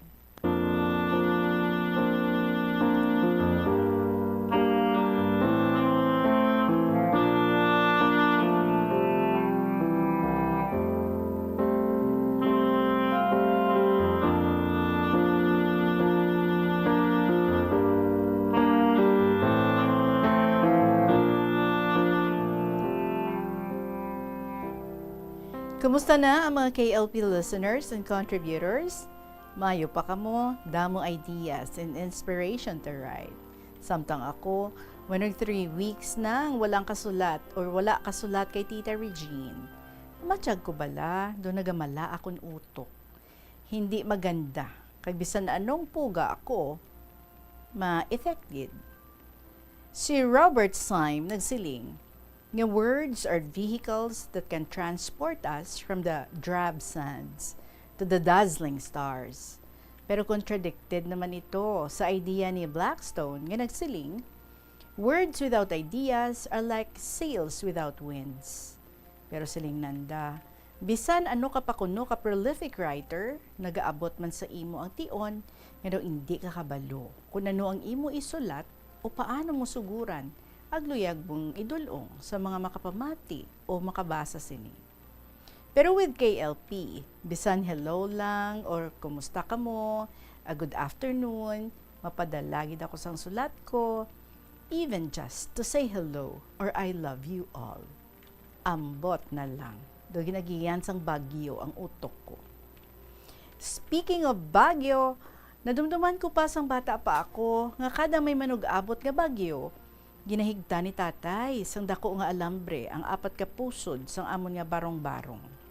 Ginalansangan sang maayo ang atop kag dingding sini, agod di matumba sa mabaskog nga hangin. Ginahambalan man kami ni nanay nga putson ang amon mga bayo kagamit sa plastik agod hindi mabasa. Nagapungko kami sa tunga sang gamay namon nga payag kag nagapangamuyo. Samtang si tatay naman nagakayo sa mga dapat nga kayohon. Grabe sadto ang baskog sang hangin, daw ginauyog ang amon hayob-hayob. Burubway, naguyog sa mabaskog ang amon balay. Nakasinggit kami tanan. Abi namon matumba ini. Pero nakalukso ang 4 ka haligi sa ginapatungan sini nga bato. Tindog, mangod, kami higot ang 4 ka pusod sini. Nabatian namon ang singgit sa pihak nga balay. 2 ka balay ang natumba sa baskog sang hangin. Nagbulig si tatay sa mga nawadaan sang balay. Salamat sa Diyos, kagintipigan niya ang amon balay, kag amon man nga kabuhi. Subong, wala na mahadlok ang iban nga tawo kung may bagyo.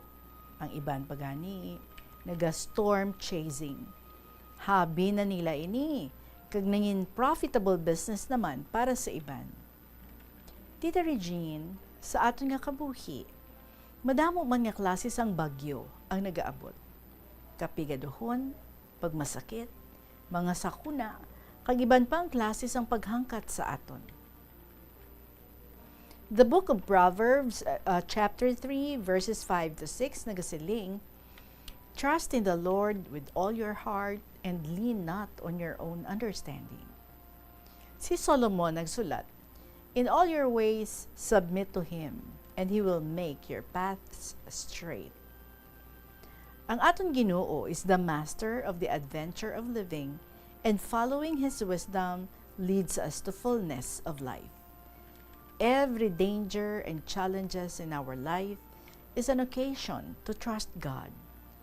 In the midst of trials in life, we as believers should cling to God's promises and persevere in faith.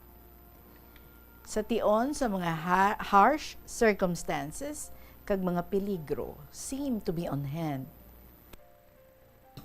Jesus shouts to us, "Hold everything you've got. Help is on the way." Kag sa amo sina nga promesa, we can hold on in faith and rejoice. It's very true. Bisan no ideas kita sa beginning, but with the Lord's help, we can write to KLP. Nothing can shake our ambition to write to KLP because we always rely on His help. And pinaagi sa KLP, we can reach out in friendship and encourage the lonely. God will be good to all of us. He has compassion on all He has made. Nagsiling siya, "I will not forget you." Isaiah 49 verse 15. So call to Him now. Close ko na this letter. Thanks for reading it. Sincerely, Student Mom of Dambunaw.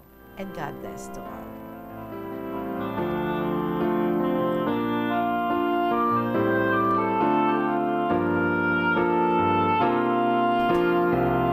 Well, I guess kita na naka-experience sa amo sina, no? We want to write and then we sit down, ara na ang ballpen, ara na ang papel, and then all of a sudden, hindi ka nakabalo paano mo umpisahan, ano ang imo nga isulat, ano ang imo nga i-share. But once, no, masuguran mo na, especially if you pray to the Holy Spirit, nga mangin present kid siya and i-guide niya ka, no?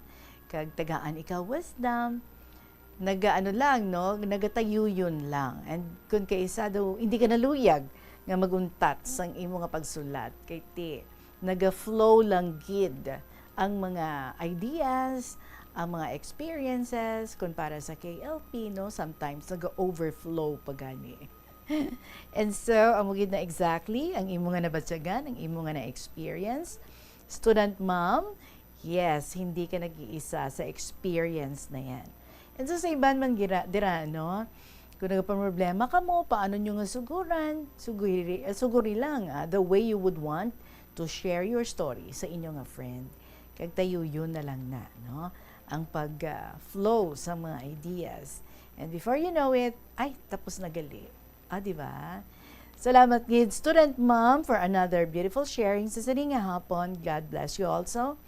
2:49 ang aton nga oras, magabalik ang KLP. Pagkatapos ng pila ka mga importante ng mga pahibalo.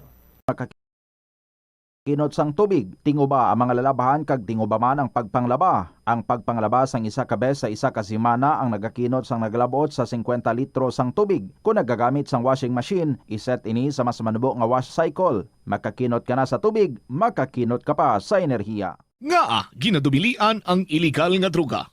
Makamamatay. Ang nagagamit sang shabu posible mapatay tungod sa cardiac arrest o kung hindi gani tungod sa drug overdose.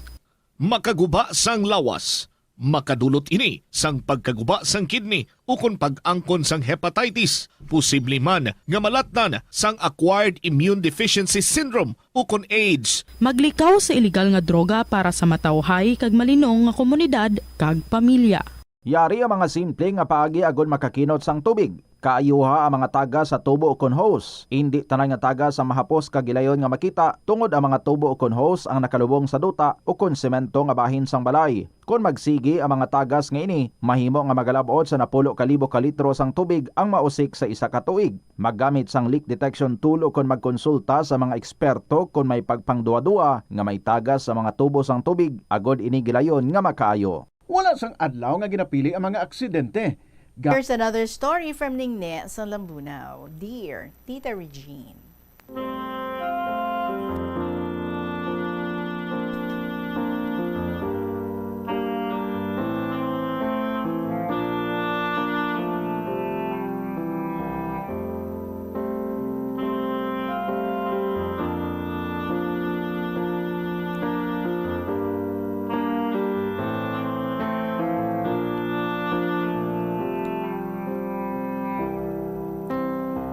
First Friday of the month of July, tani tulad, no? Masimba kami, but sorry, why kami kasimba, kay not in good condition. Ang salakyan nga manugbo nga sakaan ko, mga mataas na iba nga mga salakyan.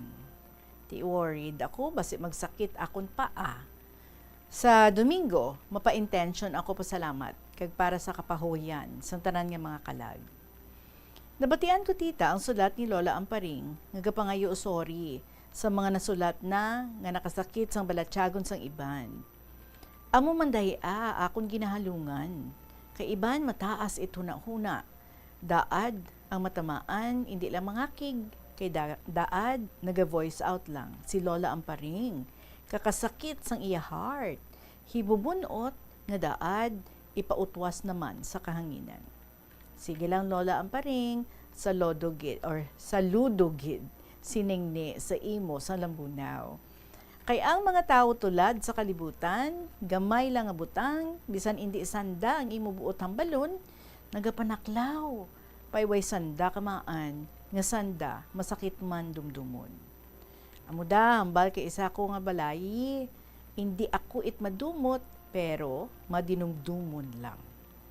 Ti, kung ako paintindihon, do isa man lang ang madumdumon, kag madumot. Do isa lang, di bala?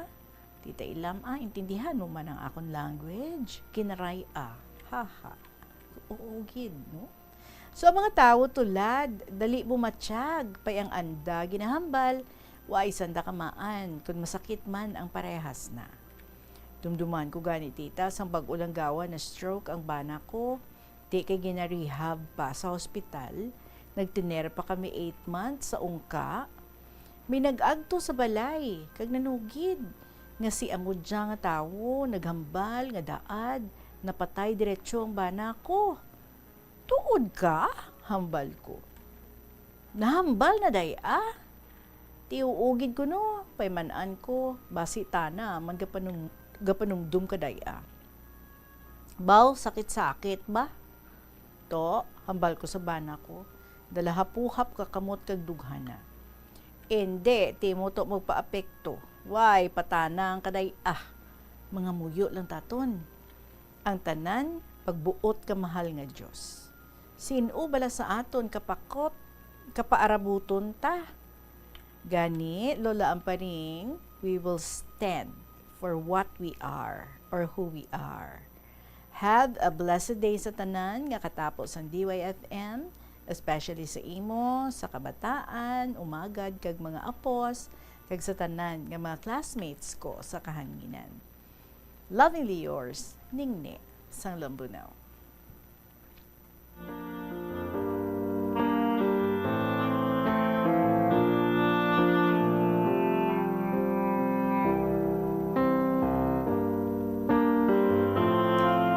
Yes, no, we have to guard ang aton nga tang, kung ano ang aton nga ginapanghambal, let's avoid being tactless, way kita kabalo sa aton niya.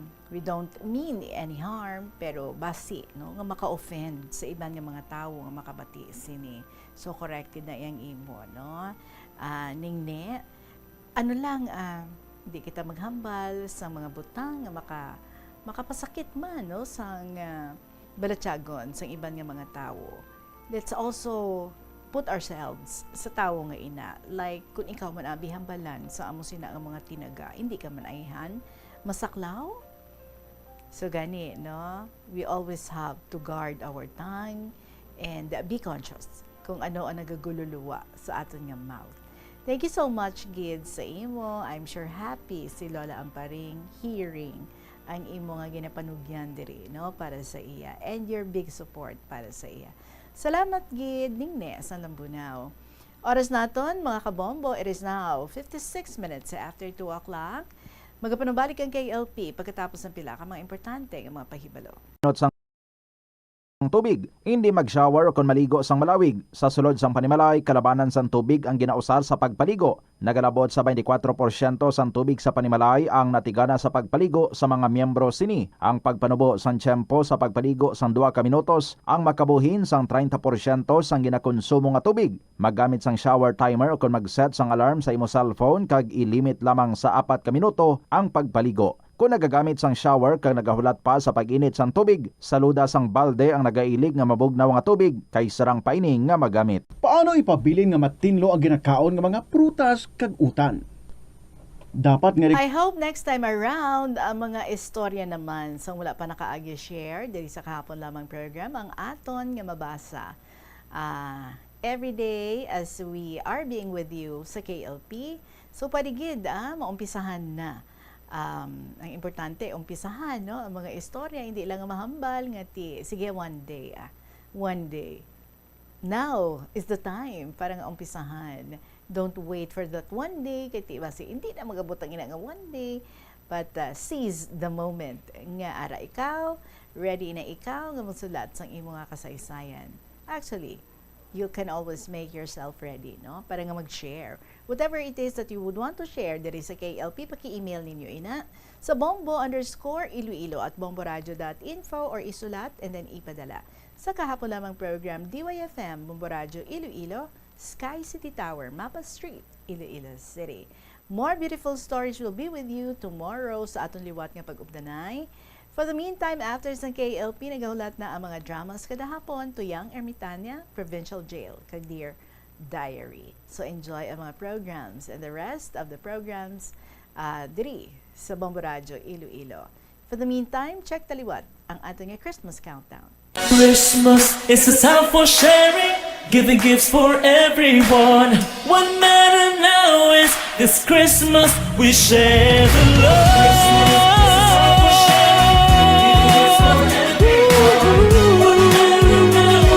This Christmas we share the love. It's a time for sharing, giving gifts for everyone. What matters now is this Christmas we share. Mga kabombo, 73 days before Christmas. Balikay kita tomorrow. Madamang magiging salamat sa inyo sa gihapon. Ininyo alagad si Tita Regine para sa kahapon lamang program. Good afternoon and God bless.